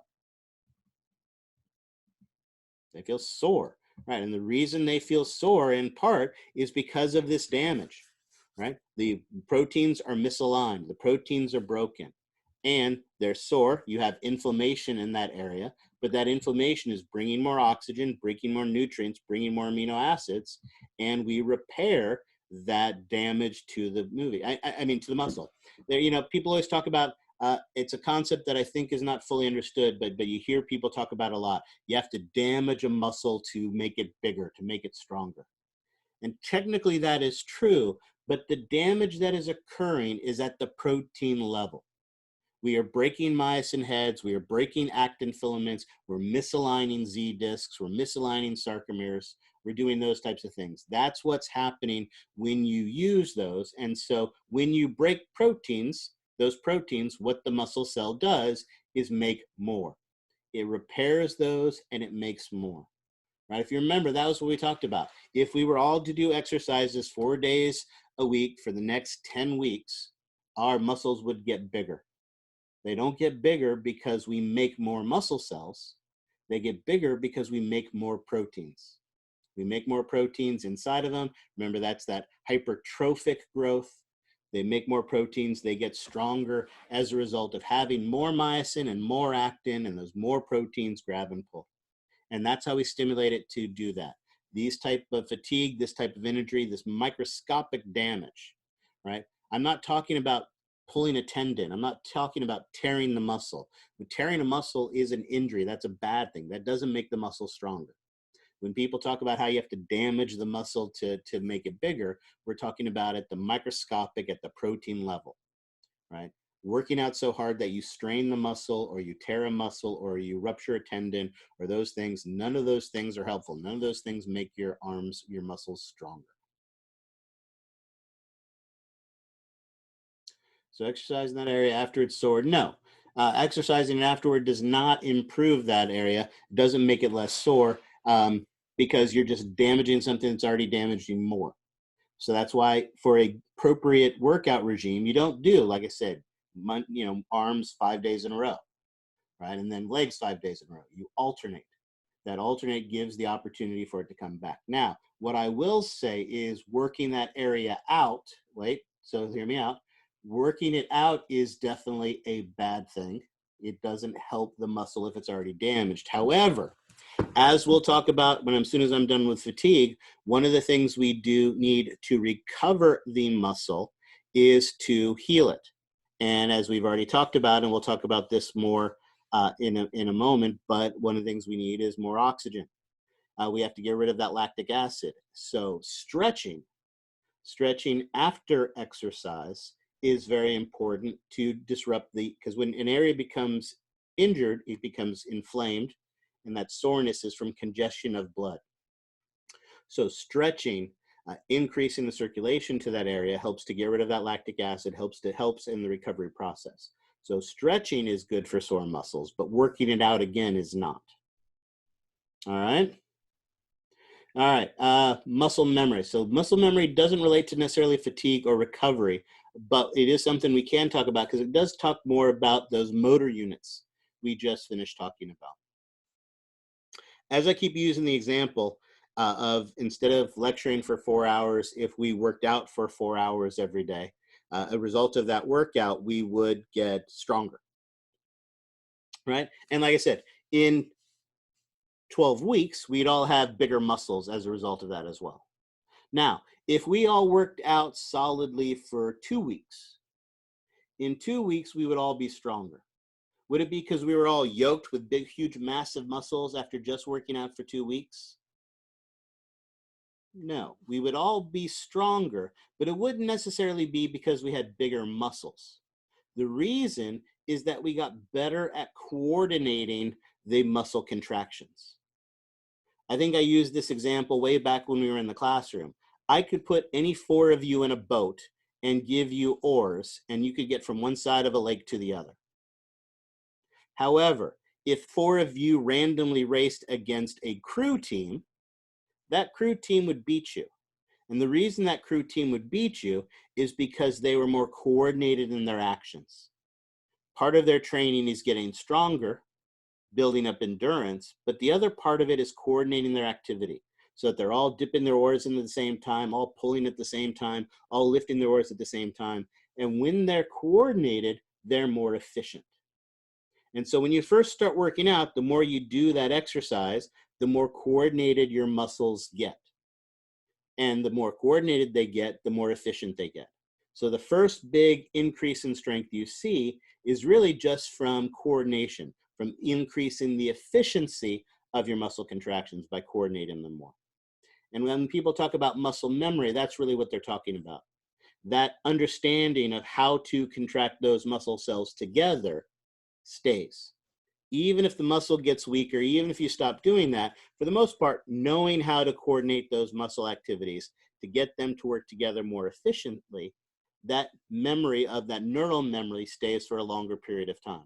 Muscle is much more dynamic, but that coordination of the nervous system is something that is longer lasting. And so that when they talk about muscle memory, it's really about that coordinating of the motor units. That's really what they're talking about with muscle memory. Great questions. All right, any others? All right, we're still not done with fatigue because we have one other big issue as well, and that is systemic fatigue. Let's go back to the example of me holding up those textbooks in elementary school. I held those up till I couldn't hold them up anymore, and then I dropped them. And as a result of that, I got paddled and I got to go back to the classroom, right? But what if instead, if I couldn't hold those books up, the principal was going to shoot me in the head? Could I have held those books up for possibly a little bit longer? With a little bit of extra motivation, could I have possibly held those up a little bit longer? Yeah, I'm pretty sure I could have. Maybe not till he got tired, but I definitely could have held them up longer, right? Or let's take it from a less ridiculous example to, well, again, in my opinion, an equally ridiculous example, and that is distance running. My wife is one of those insane people who love to do distance running. She's run a marathon before, is training for another marathon, likes that kind of distance running. And one of the things that when training for by a quick show of hands, give me yeses or nos. Anybody here run a marathon before? You got one no. Everybody else apparently has fallen asleep with all my stories. Oh, a bunch of no's on there. Oh, I've got a yes. Awesome.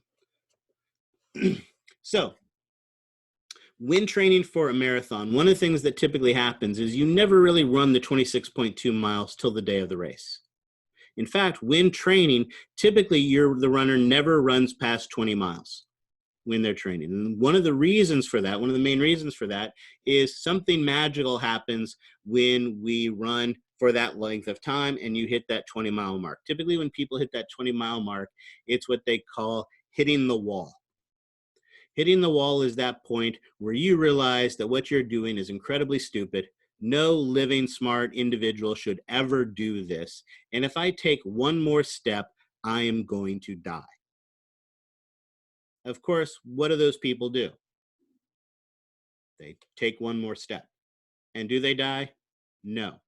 And then they take another step. And do they die? No. And then they take 3 more and they keep throwing. And eventually they break through that wall.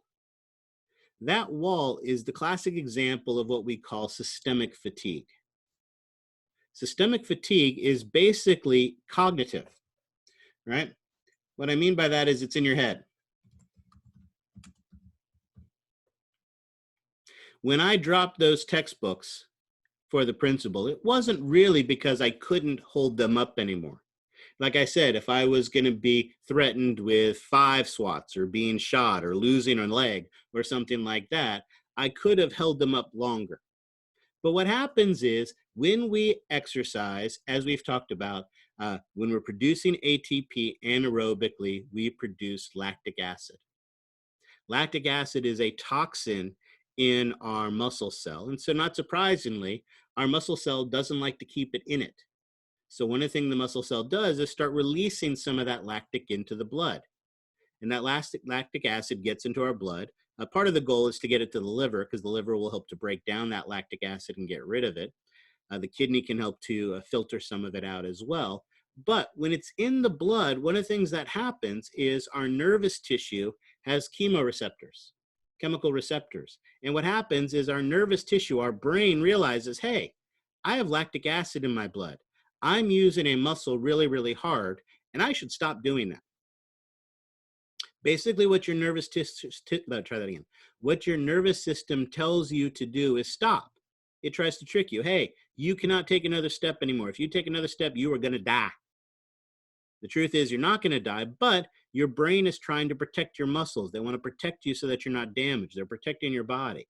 So it tricks you, or tries to trick you into thinking that the muscle can't contract anymore, that it is about to fail and you need to stop. And that's one of the big things that those distance runners have to do. They have to learn to fight through that systemic fatigue, fight through every ounce of their body telling them they're going to die if they take one more step. They keep taking that one more step, and they're able to keep going. And so it's that lactic acid in the blood that causes that, right? So again, part of it is motivation. If I just told you go outside and sprint and run for as long as you can, as fast as you can, and you'll get 1 point of extra credit, right? Not too many of you would get to the end of the block. However, if a bear with an axe was chasing you, you'd probably be able to sprint a whole lot farther. And again, it's because when you stop, a lot of it is in your head. It's cognitive. It's that buildup of lactic acid telling your brain, hey, I'm using my muscles really hard. And so your brain says, stop doing that because you're going to hurt your muscles. And so a lot of it is cognitive. All right. Excellent. All right. Now, of course, when we fatigue, not all fatigue is equal. Again, remember, fatigue is when the muscle cannot perform at the required level. So if you're a sprinter, or again, the Summer Olympics used to be right around the corner, right? If you're a swimmer, Usain Bolt runs that 100-yard dash, right? Michael Phelps swims that freestyle stroke, right? And as a result of that, at the end of that, they're fatigued. Of course, they're fatigued for a few minutes, and then their next race is, 40 minutes, 20 minutes, an hour later. While they're doing that activity very rapidly, very quickly, it's also for a very short period of time. And so the fatigue for that tends to be more minor, and the recovery tends to be faster. So that's why things like sprinters, people like sprinters, like swimmers, can have multiple meets or not multiple heats during the course of a day, right? How many marathons does a marathoner run during the course of a day? Right? How many do they run during the course of an Olympics? 1. Running a marathon may be a slower activity, but it is a slower activity that is sustained over a longer period of time. And that longer use of those causes more dramatic changes in pH, causes more dramatic changes in ionic imbalances, causes more dramatic changes to the muscle cells, and things like that. And as a result of it, typically it is slower, longer lasting activities that take longer to recover from. So if you do a slower, longer activity to fatigue, it takes much more time to recover from that than while you'll be fatigued from a very rapid, brief, intense activity like a sprint. You can typically recover from that much more quickly. And that is the key to all of this. The key to all of this is to recover. Once we fatigue that muscle, that doesn't mean that it's fatigued forever. Once you stop being able to throw the ball 100 miles an hour, doesn't mean that you can never throw the ball 100 miles ever again. You just need some time to recover. That recovery basically is accomplished by 2 processes. The first, and one of the most important, is getting rid of that lactic acid. As we talked about, that lactic acid is a toxin, and it came from the breakdown of glucose. Oops, got that backwards. Glucose. which gets broken down into 2 pyruvates. And then once we have those 2 pyruvates, basically one of 2 things happen. With oxygen, excuse me, those pyruvates are able to enter into the mitochondria, are broken down completely, and when they're broken down completely, they produce lots of ATP. However, without oxygen,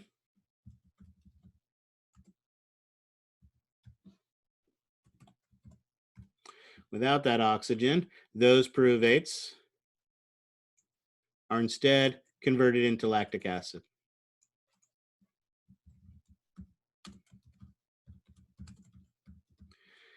Which, as we talked about, is a toxin. So one of the things we need to do is get rid of this lactic acid. There are a couple ways we can do that. As we've talked about, it's released from the cell. And when it's released from the cell, it can then be removed from the body by the kidneys. And I need this to be smaller.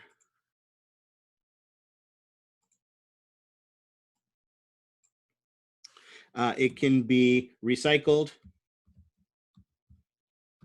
by the liver, right, when it's released from the cell that way, but also the muscle cell itself can recycle it as well.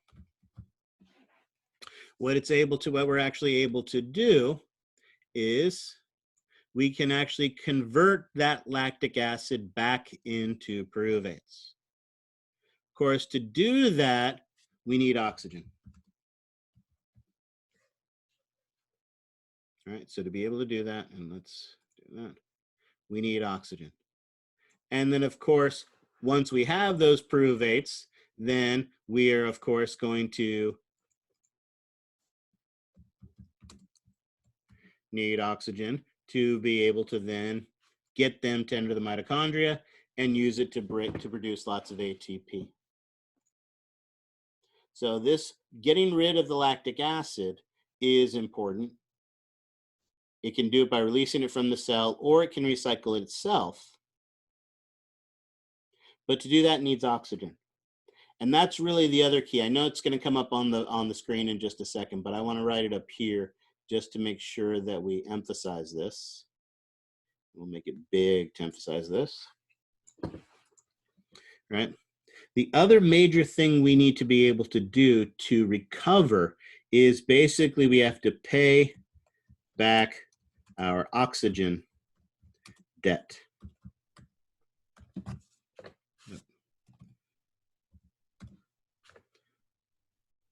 When we exercise, we incur an oxygen debt. And that oxygen debt needs to be paid back.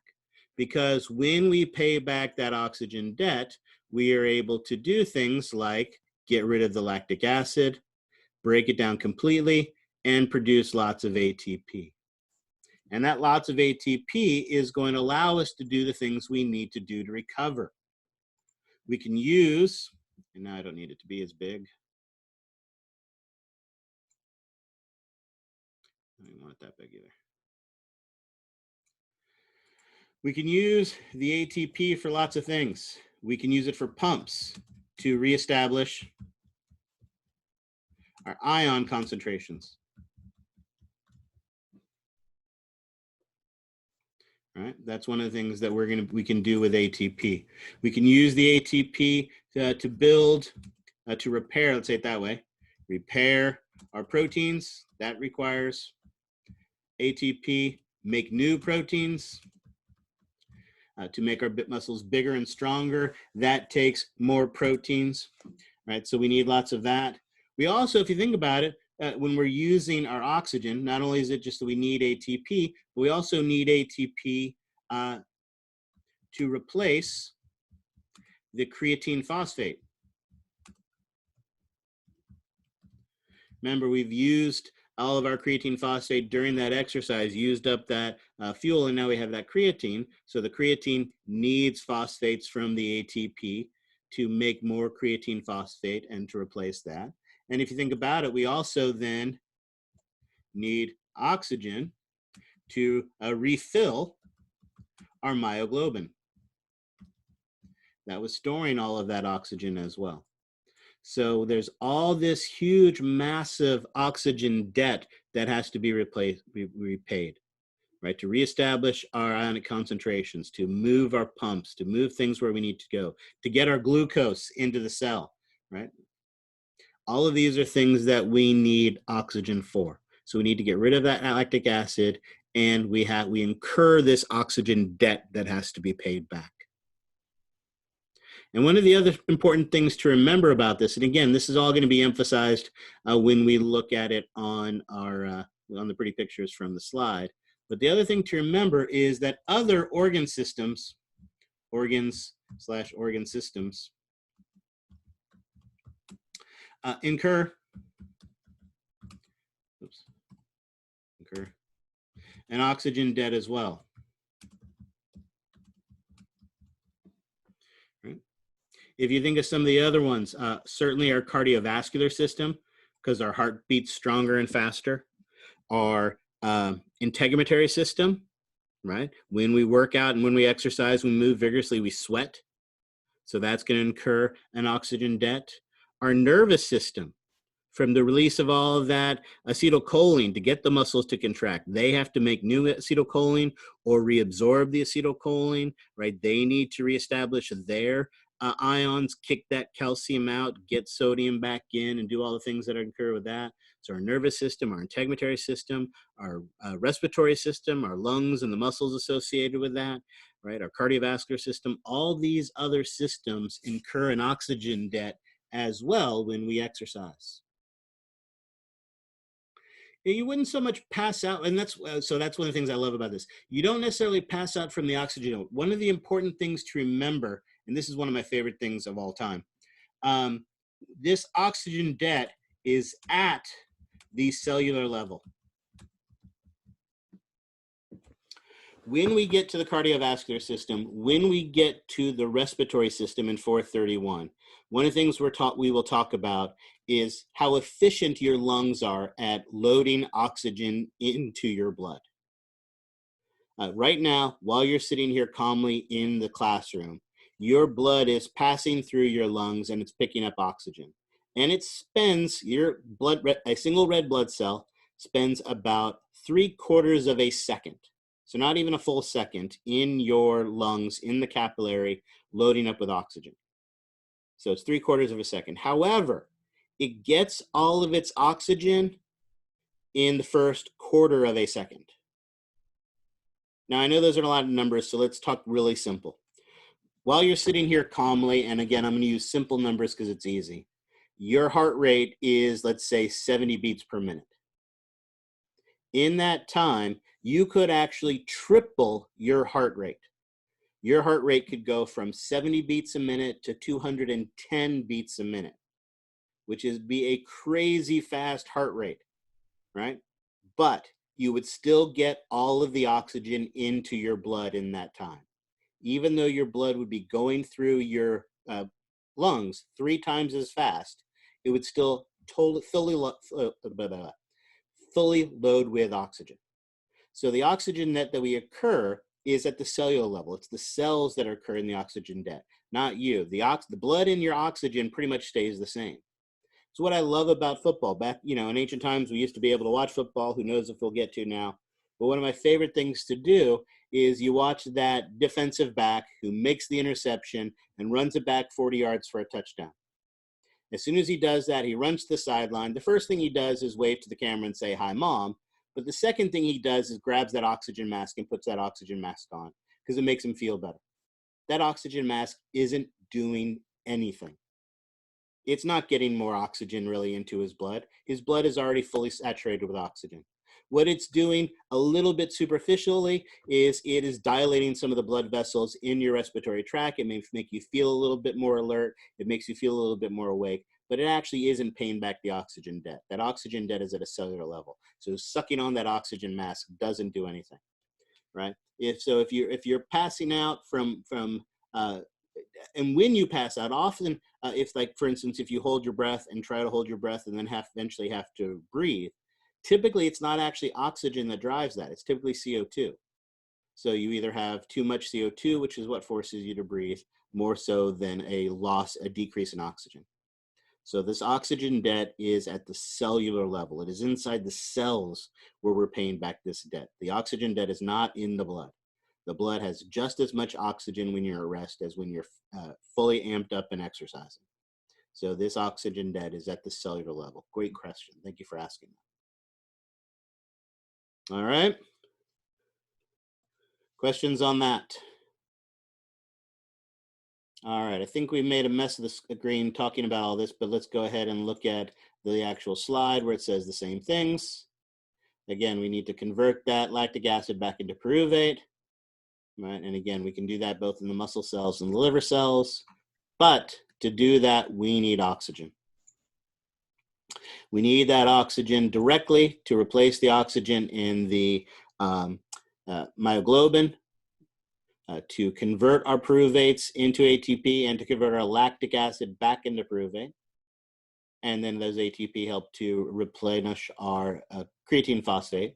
So we pay our oxygen debt to get back our stored up, readily available energy. But as we also talked about, we use that oxygen to make ATP, to repair and rebuild, and everything else that goes along that as well. And we also talked about some other organs or organ systems that will pay that oxygen debt and need it to be recovered as well. All right. Questions on that? All right, excellent. The good news is that is everything we needed to do from a lecture standpoint today. So those are the things that I wanted to talk about. So again, I want to strongly emphasize this to you. Do not let Tuesday, when we meet again after spring break, be the first time you think about the remaining material. We are mostly done with our skeletal muscle. There's one more thing that I have to tell you about skeletal muscle, and essentially, in short terms, it's that everything that I've told you so far is a complete and utter lie. But we have one more major thing to know about skeletal muscle, and then we're going to talk about smooth muscle, and then we're going to talk about cardiac muscle. You have your outline on Canvas that tells you the things we're going to talk about. These materials come from your textbook, so you can read these parts of the textbook. Even if you don't understand all of it, at least if you've exposed yourself to it, then hopefully it'll make more sense when we talk about it when we come back after the break. And if you're really confused by it during the break, then by all means, either come to one of my office hours and talk to me about that. That's basically our open lab time. Or email me and we can make arrangements to meet at some other time that's more convenient for you, where we can do it as well. If you have kids running around, you want to wait till they're asleep, I can do it later at night, I can do it early in the morning, whatever you need. I want to be able to be available for you to try to help you to make sure you master this material. All right? Now, again, we're not done for today. That is it for the lecture, but we still do have some lab. And during that lab, again, we're going to talk a little histology, and we're going to talk a little bit more about the models and stuff like that. So I'm going to get that stuff prepared for us.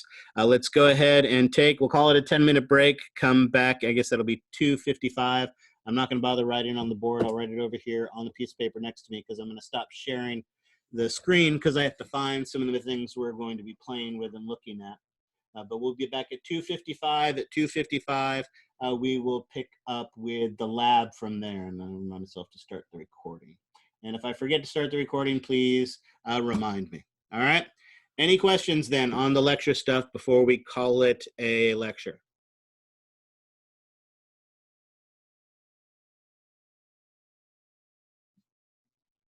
All right, then excellent. Let's go ahead and take a 10-minute break. Meet you back here in 10 minutes.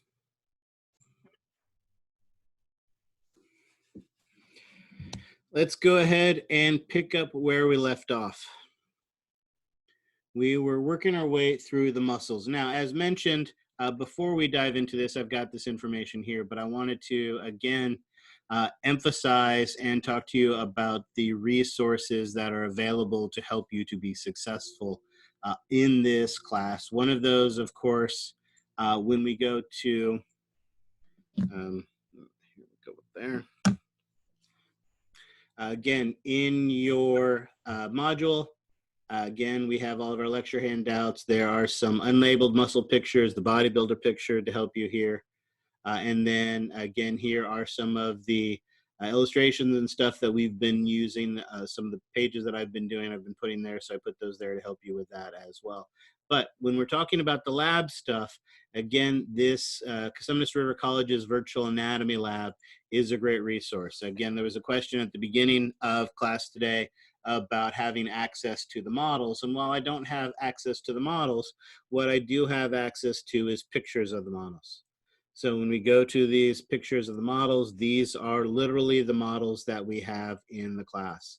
So again, one of the nice things about it is they show it to you labeled and unlabeled so that you have the opportunity to look at them and see the different parts of it, see the forearm. Now again, especially when we're down here, there are a lot of muscles here that you're not responsible for.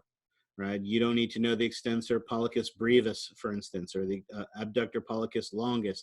There are more muscles on this list than you're responsible for, but you have your study guide to walk you through this, and this is certainly a way that you can see them. And in fact, I'm going to come back here a little bit later in today's talk so that we can talk about this and what you need to find to help you to really, because really the forearm, I think, is the most challenging part, even though, again, especially when we look at this, it's incredibly intimidating as we look at these things here. But even for the stuff we are going to be doing, it can be a bit intimidating. So having that list to help is going to be really, really important. So we're going to focus on that, and that's really going to help us to understand those things. So that is one of the resources you absolutely positively should be taking advantage of during this. But the other one is your Mastering A&P. Especially, you know, when you purchase the bundle, you got this thing. This is something that is going to be incredibly helpful. Again, when you go to the study area, go to the lab tools, go to the practice anatomy lab. When you go to the practice anatomy lab, again, here we have, again, cadaver, which is fun, but what we really care about is the anatomical models. There's histology here as well. So notice there is muscle tissue you can do for this, but right now I'm focusing on the models, anatomical models. And again, when we look at the muscular system, we have, all right, we'll keep showing the upper limb. Let's look at the lower limb. This is a portion of one of the models we have in the classroom. This is identical. Again, they don't show the lower knee. They've showed that, saved that for a separate one so we can see it, but this is essentially the model we have in the classroom. And again, you can see it with the labels or without the labels. Right. We can see the gallery of all the different pictures that are available. So we say we want to focus on the posterior part of the leg, right? It can take us right to there. So we have that. We can show it with the labels or show it without the labels so we can see all of this. This is a great tool to help us to master this material. But also on the PAL CD, we go to the animations. We go to the lower limb. Well, I've never actually done the sartorius. Let's take a look at that one. I bet this is going to be awesome.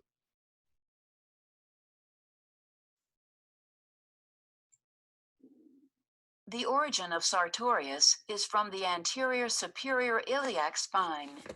The fibers run inferiorly and medially to cross the knee joint and insert onto the medial surface of the proximal tibia. Sartorius flexes the hip and knee joints and laterally rotates the hip joint. It is innervated by the femoral nerve. Yeah, exactly. It would be very helpful to have the origins and insertions labeled along with the muscles, which is why I've given you a picture of the bones, so that every single muscle you're responsible for, you have the opportunity to identify those. And look, they've shown here. Come on. They show you in red and in blue. I can't get that to go away. Go away. The origin of... Oh, somehow that goes away. Oh, cool. Look at that. So it has all of these things here. where we can go through that and see that. So again, it's got great resources. This is a great tool. You have all those things. You should also have your textbook and your lab manual and all those other resources to help you to master these things, as well as all of the pictures that I've been showing you as well. So there are lots of ways to grab and grasp and see these individual muscles and see how they work. And so these 3D animations, which again, you just get to from up here, is a great way of seeing these things. So we can go to the upper limb, and I haven't looked, but I'm sure most of the muscles, oh, here will be a good one. Let's see if this one, because this is what I want to talk about first. The origin of brachioradialis is from the lateral supracondylar ridge of the humerus. The insertion is to the base of the styloid process of the radius. Brachioradialis is an especially strong forearm flexor when the forearm is in a semi-pronated position. It is innervated by the deep radial nerve. Notice that for a second. I want to show this picture again. Watch this part. The origin of brachioradialis is from the lateral supracondylar ridge of the humerus. The insertion is to the base of the styloid process of the radius. Brachioradialis is an especially strong forearm flexor when the forearm is in a semi-pronated position. Look at the location of the hand in this way. Remember, this is what we were talking about in the last class. When we were talking about producing tension in a muscle cell, one of the things we talked about was the length of that muscle. And remember, we said when you were in anatomical position, most of the muscles were at their efficient length, but most is not all, right? And this is an example, this primary example, the brachioradialis, as you see, his job is to, as she said, is a very powerful flexor of the elbow. It is, after all, a muscle that crosses the elbow, and we'll see that again when we draw the origin and the insertion. So it is a flexor of the elbow. It is considered an anterior muscle of the arm. But if you look at your list, right, what we've said here is that it actually has three actions. Its action is to pronate and supinate the forearm. And that's what we're seeing happening here, right? When we look at this here, it is brought, this is a powerful flexor when you are in a body neutral position. This with the hand, as she said, partially supinated. So if you think of this, and let's cheat and do this.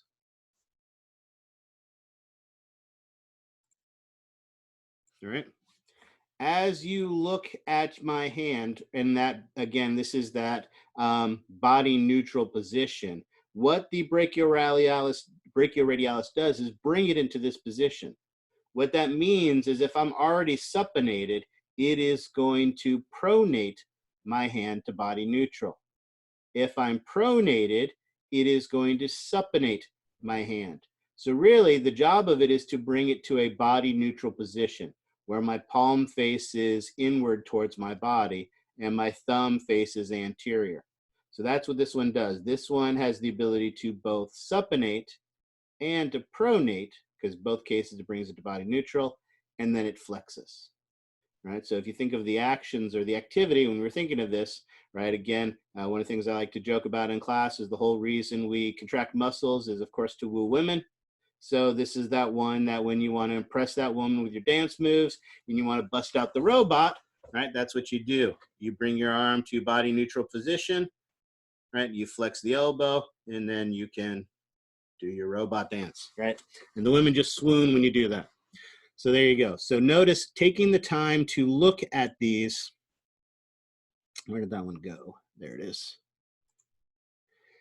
Taking the time to look on these will help you to understand the actions. And again, doing the robot dance is not going to be a correct answer on any of the exams. But if you can remember that robot dance, then you can remember the three actions of the brachioradialis. That it pronates the hand, supinates the hand. And normally, something can't do both, right? None of your muscles both flex and extend the elbow or flex and instead the shoulder, right? In your leg, you may flex the hip and extend the knee, but you're not going to both flex and extend a joint. So the joints, typically you don't have a muscle that does both. This is the one muscle that does both, because really it doesn't do either. Its job is to bring the hand to body neutral.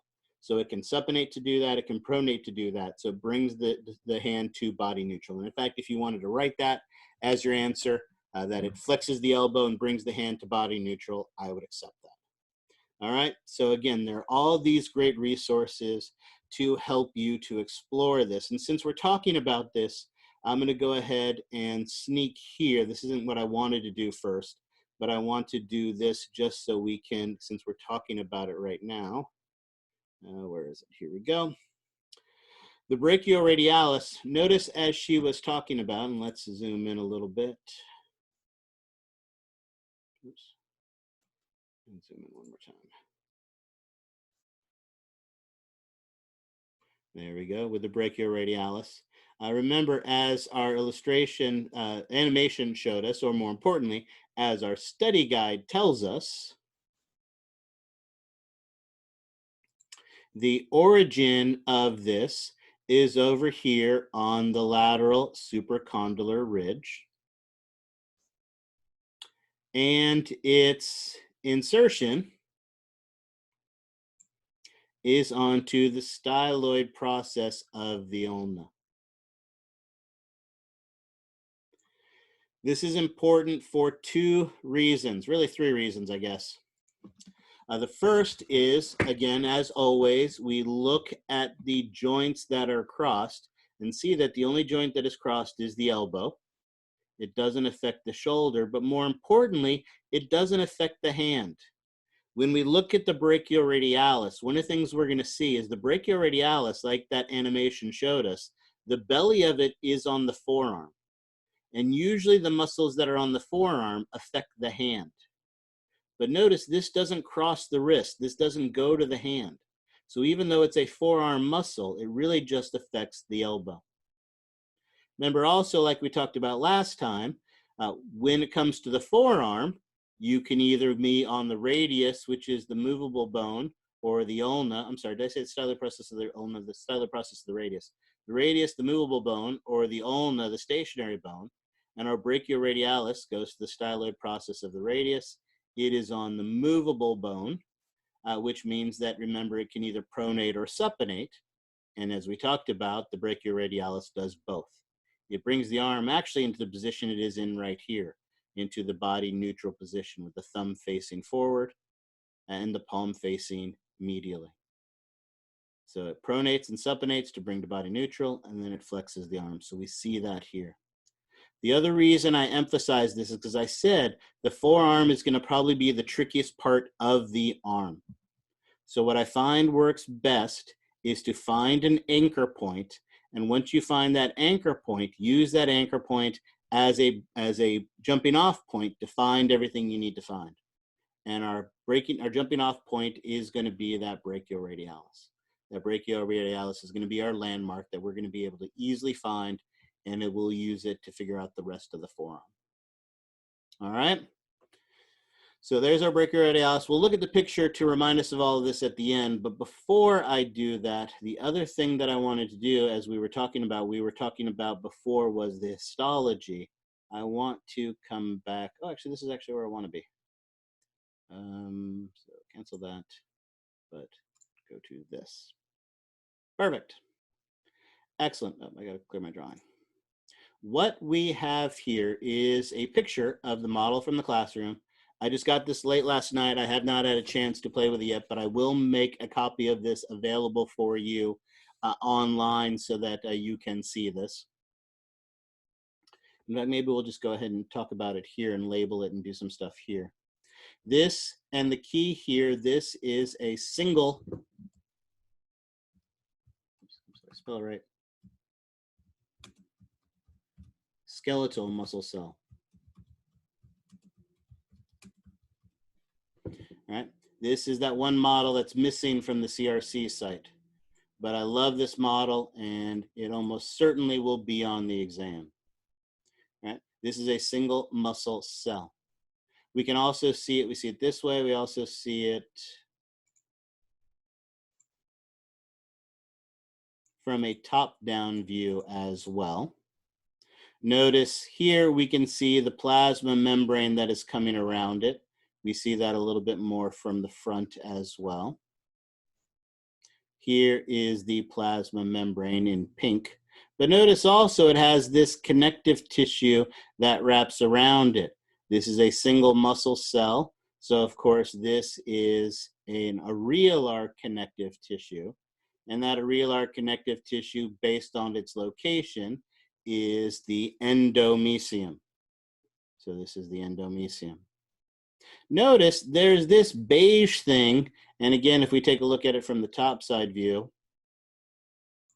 notice the beige thing is outside the plasma membrane. There's the plasma membrane that comes around that way, but it's inside the endomysium.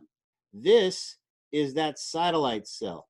Remember, we talked about how our muscle cell is hundreds of immature myoblasts that have fused together to become a single muscle cell.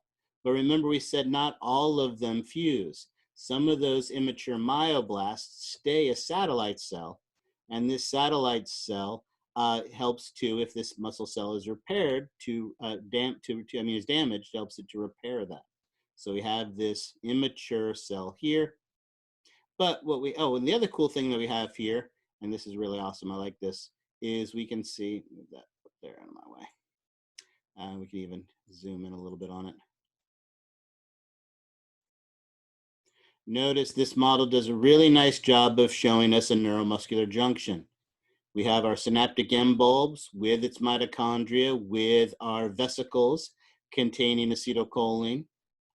We can see the invaginations of our motor end plate. And as we look at these invaginations on our motor end plate, right, that increase the surface area.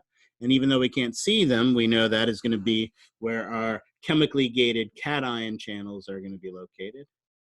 And the pink in between, it represents the synaptic cleft, the space in between, because remember, the two don't actually touch. Notice, and we'll scroll down a little bit so you can see it here. Perfect. Here we have the plasma membrane, and notice here we have one of the openings for that invagination for the transverse tubules. And that's what these orange things represent. These orange things are the transverse tubules, those invaginations of the plasma membrane that are penetrating deep into the muscle cell. Here we can clearly see our triad, where we have our terminal cisternae, the enlargements of our sarcoplasmic reticulum. So this whole white thing is our sarcoplasmic reticulum, and this enlargement is the terminal cisternae. And here we have another terminal cisternae. And we can see that these, and I think the upper picture shows it even nicer, we can see that they completely surround our myofibrils.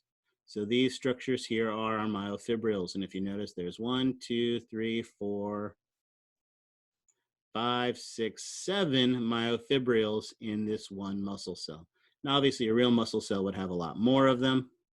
Notice this has mitochondria. Now, the mitochondria don't all line up as ducks in a row inside the cell, artistic license. And we even have a nucleus in here as well.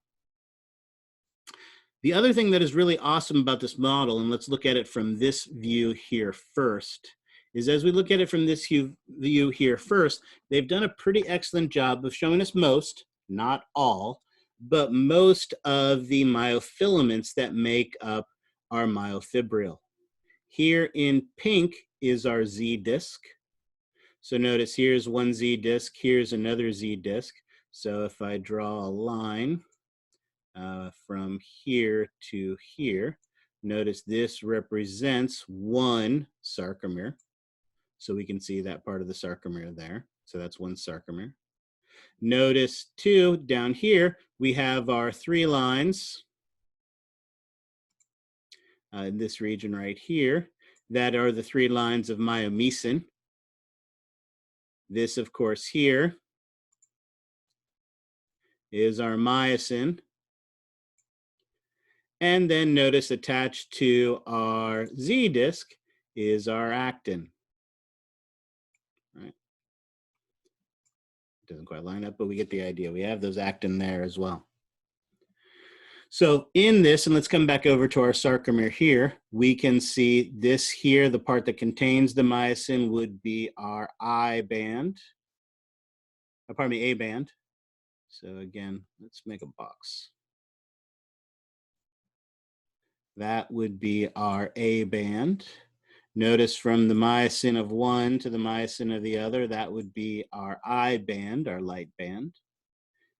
Our H zone would be the region that just contains the myosin, doesn't have the overlapping, and I've made that a little too generous.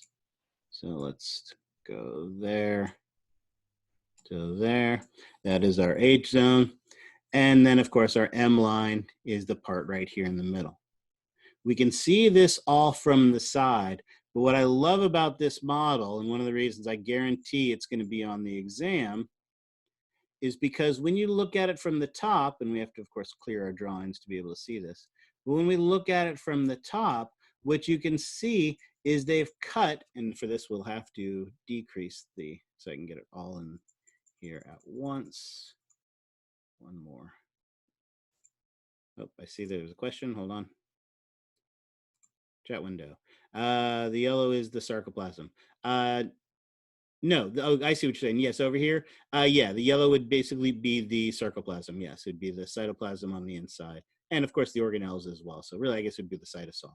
But yeah, they've kind of exaggerated it out there. Great question. Perfect. Now we got it all in the field. Notice what they've done is cut all of these at different levels so we can see the different components. Notice here, we've cut just through the actin. So this would be the I band. So you notice what's great about this is that they've allowed us to see the different regions of the organelle. Not too small, like 18. There we go. So again, the key to this, and of course this would be how I would ask the question on the exam, is notice these different levels are the different regions of the organelle. Of course, the organelle is the myofibril. Organelle. So this one represents the I band. Notice this one here represents the A band because this is where the myosin and the actin are overlapping. Notice this one here, we have the myosin and the myomesin. So this is the M line that is being represented here. And notice here, this one up here on the top is where just myosin is by itself. So this is the H zone or H band. Either of those would be acceptable. So notice all of those four regions. And then, of course, if we're going to do this, this, of course, as we mentioned right here, is the Z line. That pink part right there. So notice here, we can see the different regions of the organelle on that.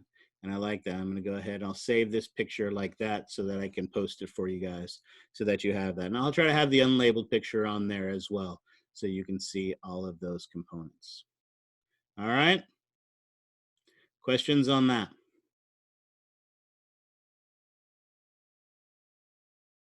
So this model, again, these are not muscle cells. This is one muscle cell. This is not a fascicle. This is one muscle cell. These are the organelles. These are the myofibrils. And these myofibrils are cut at different locations so you can see in isolation which myofilaments are forming which regions of the organelle. So it's a great model. And I guarantee there will be pictures of it on the exam.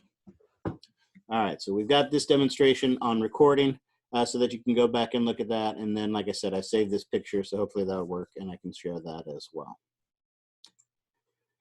All righty.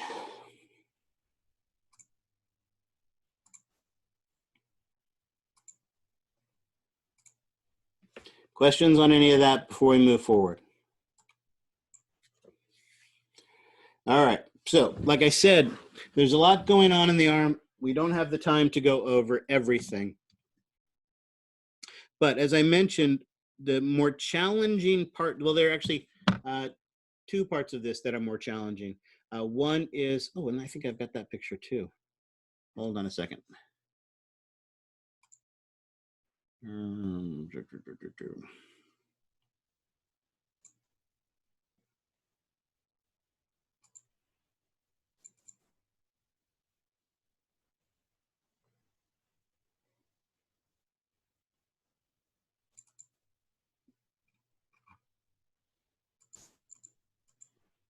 Awesome.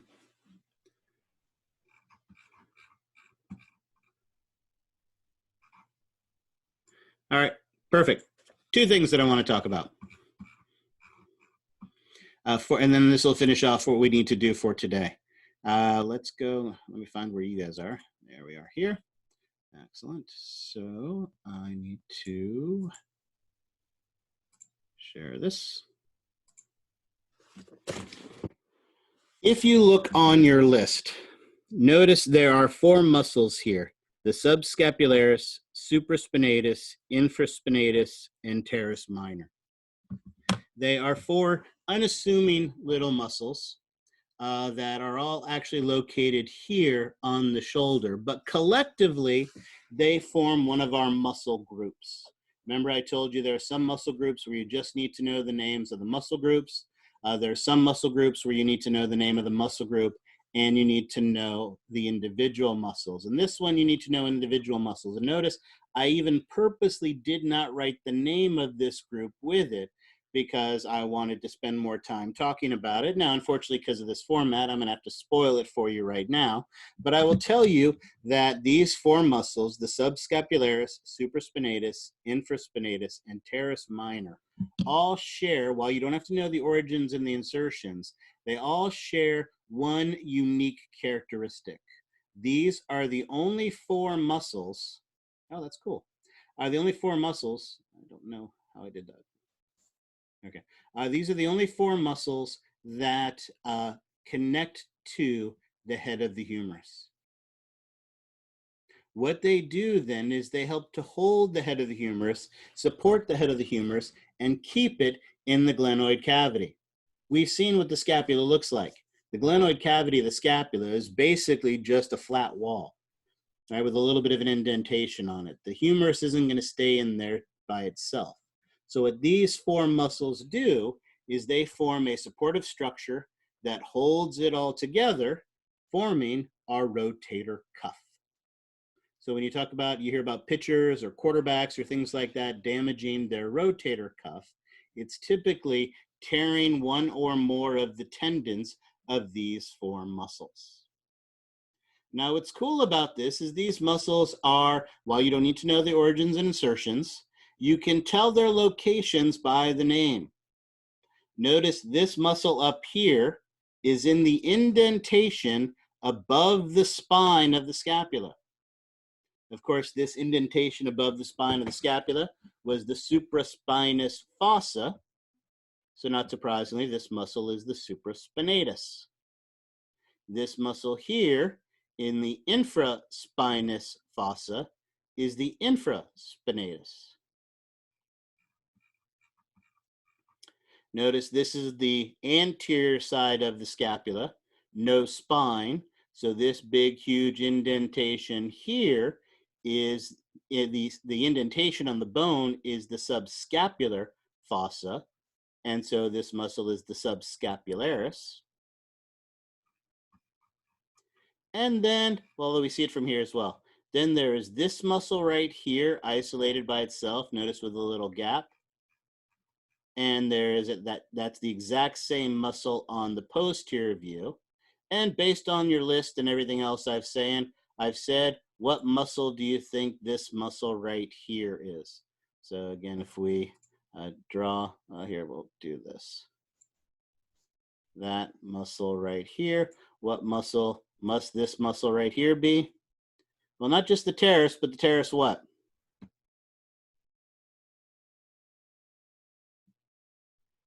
Exactly. It is the teres major. Whoops. Yep, it is the teres major. And is that one of the muscles we need to know? No, it is not. So this muscle that is isolated by itself, and again, we saw it on the other side, is the teres major, which isn't a muscle you need to know. However, what you do need to know is the teres minor. So anywhere time you have a major, likely you are going to have a minor. And that's what this little muscle right here is. This little muscle right here, across from the teres major, beneath the infraspinatus. So again, let's emphasize this. This big, huge thing right here is the infraspinatus. So there's the infraspinatus. There is the teres major, and this tiny little muscle there, that is the teres minor. Notice, and here's the cheat, notice the teres minor, oh, wrong color. Remember, the teres major connects to and is one of the ones that connects to the tendons that holds the head of the humerus in place. And notice the teres minor doesn't do that. So that's how we know the teres minor is not a part of it. So these four muscles, teres minor, infraspinatus, supraspinatus, and the subscapularis. These four muscles all collectively form your rotator cuff. All right, so that I wanted to show you. The other thing I want to show you, again, I want to come back to, we were talking about the brachioradialis. And so for that, let's go back to here. So notice here,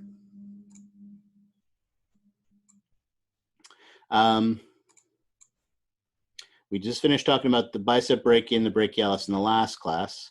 We talked about how the deltoid points to our brachialis. But here is the third major flexor of the elbow. So notice there's three big flexors of the elbow. The bicep brachia that we see up here, the brachialis, which is beneath it, and this one here. This is a forearm muscle. It looks like a forearm muscle. It's on your forearm, but it doesn't affect the hand. Remember, it attaches up here on the lateral supraglenoid ridge, the supracondylar ridge, sorry, the lateral supracondylar ridge, and it attaches to the styloid process of the radius. So it doesn't cross the wrist. It doesn't go to the hand. It's this nice prominent muscle that stands out when our hand is in body neutral position, right? Again, it's easy to find. You can actually do this for yourself. Make a fist. When you make a fist, put your fist with thumb up, put it underneath the table in front of you. And when you put it underneath the table in front of you and you push up, what you should see on the top of your arm is a muscle that stands out, right? Kind of like what this person is doing. If you think about it, this is one of those classic bodybuilder poses where they make a fist and then they push down on it. Notice she's cheating a little bit by turning her hand. And because she's turning her hand, her brachioradialis is coming forward towards us instead of standing straight up. If she had her hand in body neutral position, then that brachioradialis would stand straight up. But here we can see that really nice brachioradialis that she, by putting that force on her hand, is making stand up. So that is that brachioradialis, and we're going to use that as our starting point for the forearm as we work our way around. All right, there's the deltoid. We're not going to talk about those too much. Oh, actually, I will. God, there's so much we want to do. All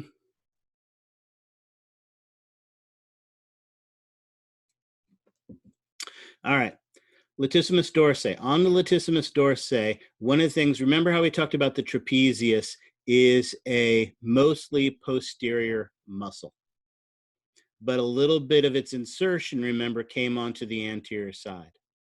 The latissimus dorsi is the same way. It is an inferior superficial muscle whose entire origin is on the posterior midline of the body. But what's really cool about its origin, and I think if we switch to this view, perfect. This view, we can actually see it here. What actually happens is, and notice,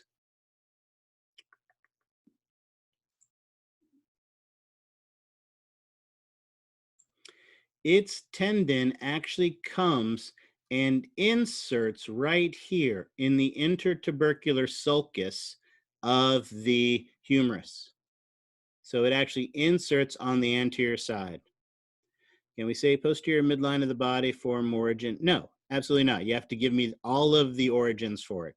Because again, it has many, many fascicles, and we see that when we look at it. Some of them, notice, come from the spinous processes. Some of them come off of the iliac crest. Some of them actually come off of the inferior angle of the scapula, some of them attached to the ribs. No, you need the whole origin.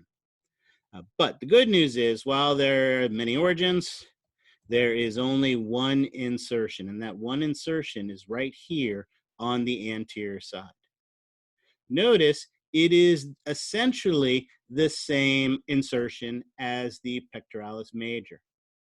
Both the pectoralis major and latissimus dorsi both insert into the anterior tubercle of, the intertubercular sulcus of the humerus. And so, not surprisingly, they have similar effects on the arms. If you look at the actions of both the latissimus dorsi and the pectoralis major, both of them adduct the arm, bringing the arm in. Both of them, because when it pulls on the bone, it pulls the anterior part towards the middle. So we are going to get a medial rotation. But the pectoralis major is an anterior muscle, so it flexes the shoulder, bringing the arm forward, whereas the latissimus dorsi is a posterior muscle, so it brings the arm back. So both the latissimus dorsi and the pectoralis major have 3 actions. 2 of them are the same. Adduct the arm, medially rotate the arm. But the pectoralis major, because it is anterior, flexes the arm, and the latissimus dorsi, because it is posterior, extends the arm. All right, so that's that one that I wanted to talk about. The other thing that I wanted to talk about, so here's the forearm, and again, your book's got great pictures that show these things. We also have those great pictures from the handout that I'll share with you of just the shoulder and the scapula by itself. But the last thing that I want to do for today, and I'm going to do this briefly today, and then we will do it again on Tuesday when we come back, because it takes a lot to make sense of it. And you know what? Actually, I'm not even going to do it here. Let's go here, see what this looks like. I like this. All right.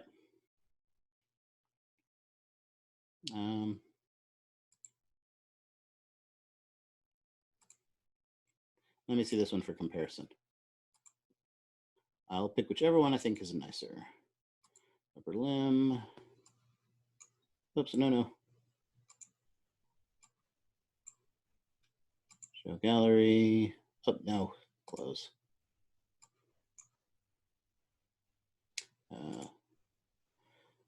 Model, muscle, upper limb. Stop it. Gallery.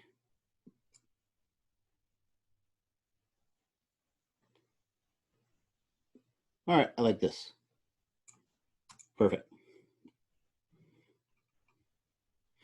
All righty, excellent. So, as I mentioned, for the forearm, what we're going to want to do is we need to find a starting point. That starting point, again, as we talked about, is that brachioradialis. It is going to be a nice, obvious starting point coming off the arm. It's that one that stands up, lines up with the thumb, and goes from there. From there, we can find both the anterior muscles and the posterior muscles that we are going to be responsible for on the exam. And this is going to bug me, so I may end up having to switch from this after all. Let's go back to the other picture. Excellent. All right, so same thing. Here, so let's go the same view. There we go. Here is that nice, obvious brachioradialis, right? So there's the brachioradialis, lines up with the thumb, really nice and obvious. And we can use that on both the anterior side and the posterior side to find all the muscles we are responsible for. All right, let's actually start on the posterior side. Here it is, right here. That is the brachioradialis. It lines up with the thumb. So find the thumb, come straight back, and you'll find the brachioradialis. Notice right next to it is a tiny little muscle. This tiny muscle has a long tendon that goes to the thumb side. You are only responsible for the superficial muscles of the arm. of the forearm. And as such, there's some easy things to remember. The things that are on the posterior side, because they're posterior muscles, they are going to extend, whereas anterior muscles are going to flex. Also, muscles that are on the thumb side are associated with the radius. Muscles on the pinky side are related to the ulna. And because they cross the wrist, these are often associated with the carpals as well. And that's what we have right here. This little muscle with the long tendon is on the back and on the thumb side. So it is the extensor carpi radialis. But remember, we said it's got a small belly and a long tendon, and something that has a long tendon is typically called the longus. So this muscle is one of the smaller muscles you need to know on the forearm, but it has the longest name, extensor carpi radialis longus. It's a long name, but it tells you everything you need to know about it. It's on the back side of the hand. It is on the thumb side of the hand, right? And it has a long tendon. Extensor carpi radialis longus.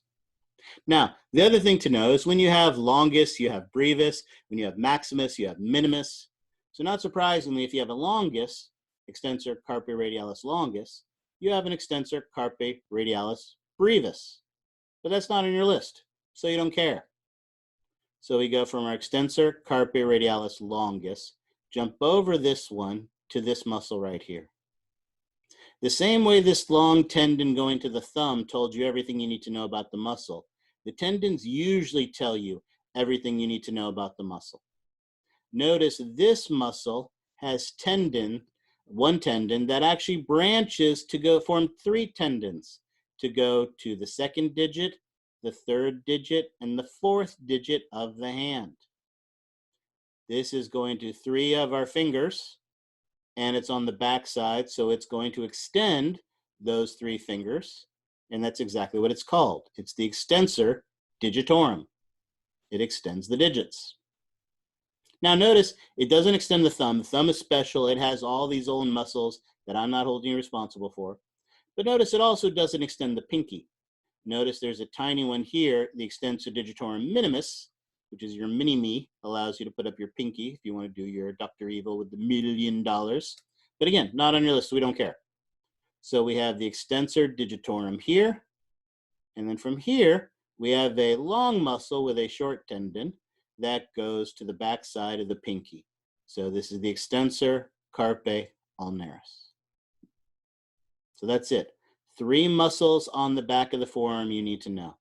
Extensor carpi radialis longus, extensor digitorum, and the extensor carpi ulnaris. And if we started at the brachioradialis, we were able to work our way around. All the way here, where we have the bone of your ulna. You can feel your styloid process, the head of your ulna. If you feel underneath your pinky where your wrist is, you can feel that. And so if we flip this over and work our way back around, we're going to see one other thing too. Notice there's this muscle on the side of the arm, the flexor carpi ulnaris. We have the extensor carpi ulnaris right next to the flexor carpi ulnaris. However, its tendon comes to the back, so this one is the extensor. Whereas this one here, again, this side muscle that we saw, notice its tendon comes to the front. And since its tendon comes to the front, this is the flexor carpi ulnaris. All right, so notice, again, we can continue around from that side, but let's again start at the brachioradialis. Here's our brachioradialis, and notice from our brachioradialis, there is 1, 2, 3 prominent tendons that stick out. You can actually, if you flex your wrist, you can see definitely 1, but often you can see all 3 of those tendons. You can make all 3 of those tendons stick up if you flex your hand, and you can see those 3 prominent tendons. You can usually see at least 1. Often many people can see 3 of them. Follow the tendon and it tells you everything about it. This muscle's tendon goes to the thumb side. So this is the flexor carpi radialis. This one, as we set out here, it's a lateral muscle, but its tendon comes to the front. So this is the flexor carpi ulnaris. So flexor carpi radialis, flexor carpi ulnaris. And in between them is a small muscle with a long tendon that goes all the way to the palm of the hand. So this small muscle in between is the palmaris longus. So again, from the brachioradialis, extensor carpi radialis, palmaris longus, pardon me, flexor carpi radialis, palmaris longus, flexor carpi ulnaris. And that's it. 3 muscles on the front of the arm, 3 muscles on the back of the arm. And that's all you have to know for the forearm. So it can be intimidating to look at, but there isn't as much there. And if you pay attention to the tendons and follow the tendons, it will lead you exactly where you need to go. All righty. That gets us through our arms. So that just leaves us to talk a little bit about the legs. And again, there's still plenty of muscles on the arm we haven't talked about. Make sure you know all the origins and insertions for the ones that have it, all the actions. Again, I've given you the extra time with your activities list to be able to figure those things out so you can work through those. And those will be due now on Tuesday. All right. Any questions on any of that?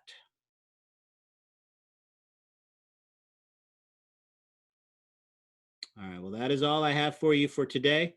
Hopefully this will help you to continue to be successful. Work hard. Enjoy your spring break. Be safe. Be healthy. Take care of yourselves. Take care of your loved ones. But again, take some downtime from school, but at the same time, we come back to an exam. So study hard, make sure you know and understand this stuff. This is going to be a full bore exam. It should be, 70 to 80 questions on this lab exam, right? And if the lecture exam is less, it's going to be because there are going to be fewer multiple choice. There's going to be plenty of essay questions, a lot of writing. So make sure you understand this, and please, please, please take the practice exam. Very few of you have taken the practice exam. Make sure you take the practice exam to make sure that your system is compatible. Because if on the day of the exam at noon, you tell me that your computer is not working, that's not a valid excuse for missing it. You need to complete the exam during the time that is provided. So you need to make sure your system works. So please make sure you take advantage of that and get the 5 points of extra credit for doing it. All right, if that is it, then I'm going to go ahead and stop the recording. As always, I'll hang around for a teeny bit in case there's any last minute questions, but then I will close the meeting room so that our recording can compile, and then I will get it posted onto YouTube this evening, or however long it takes. Usually it takes to the evening. All righty. Have a good day. Have a good weekend. Have a good spring break. Study hard, and hope to hear from you soon. All right. Take care, and see you in 2 weeks.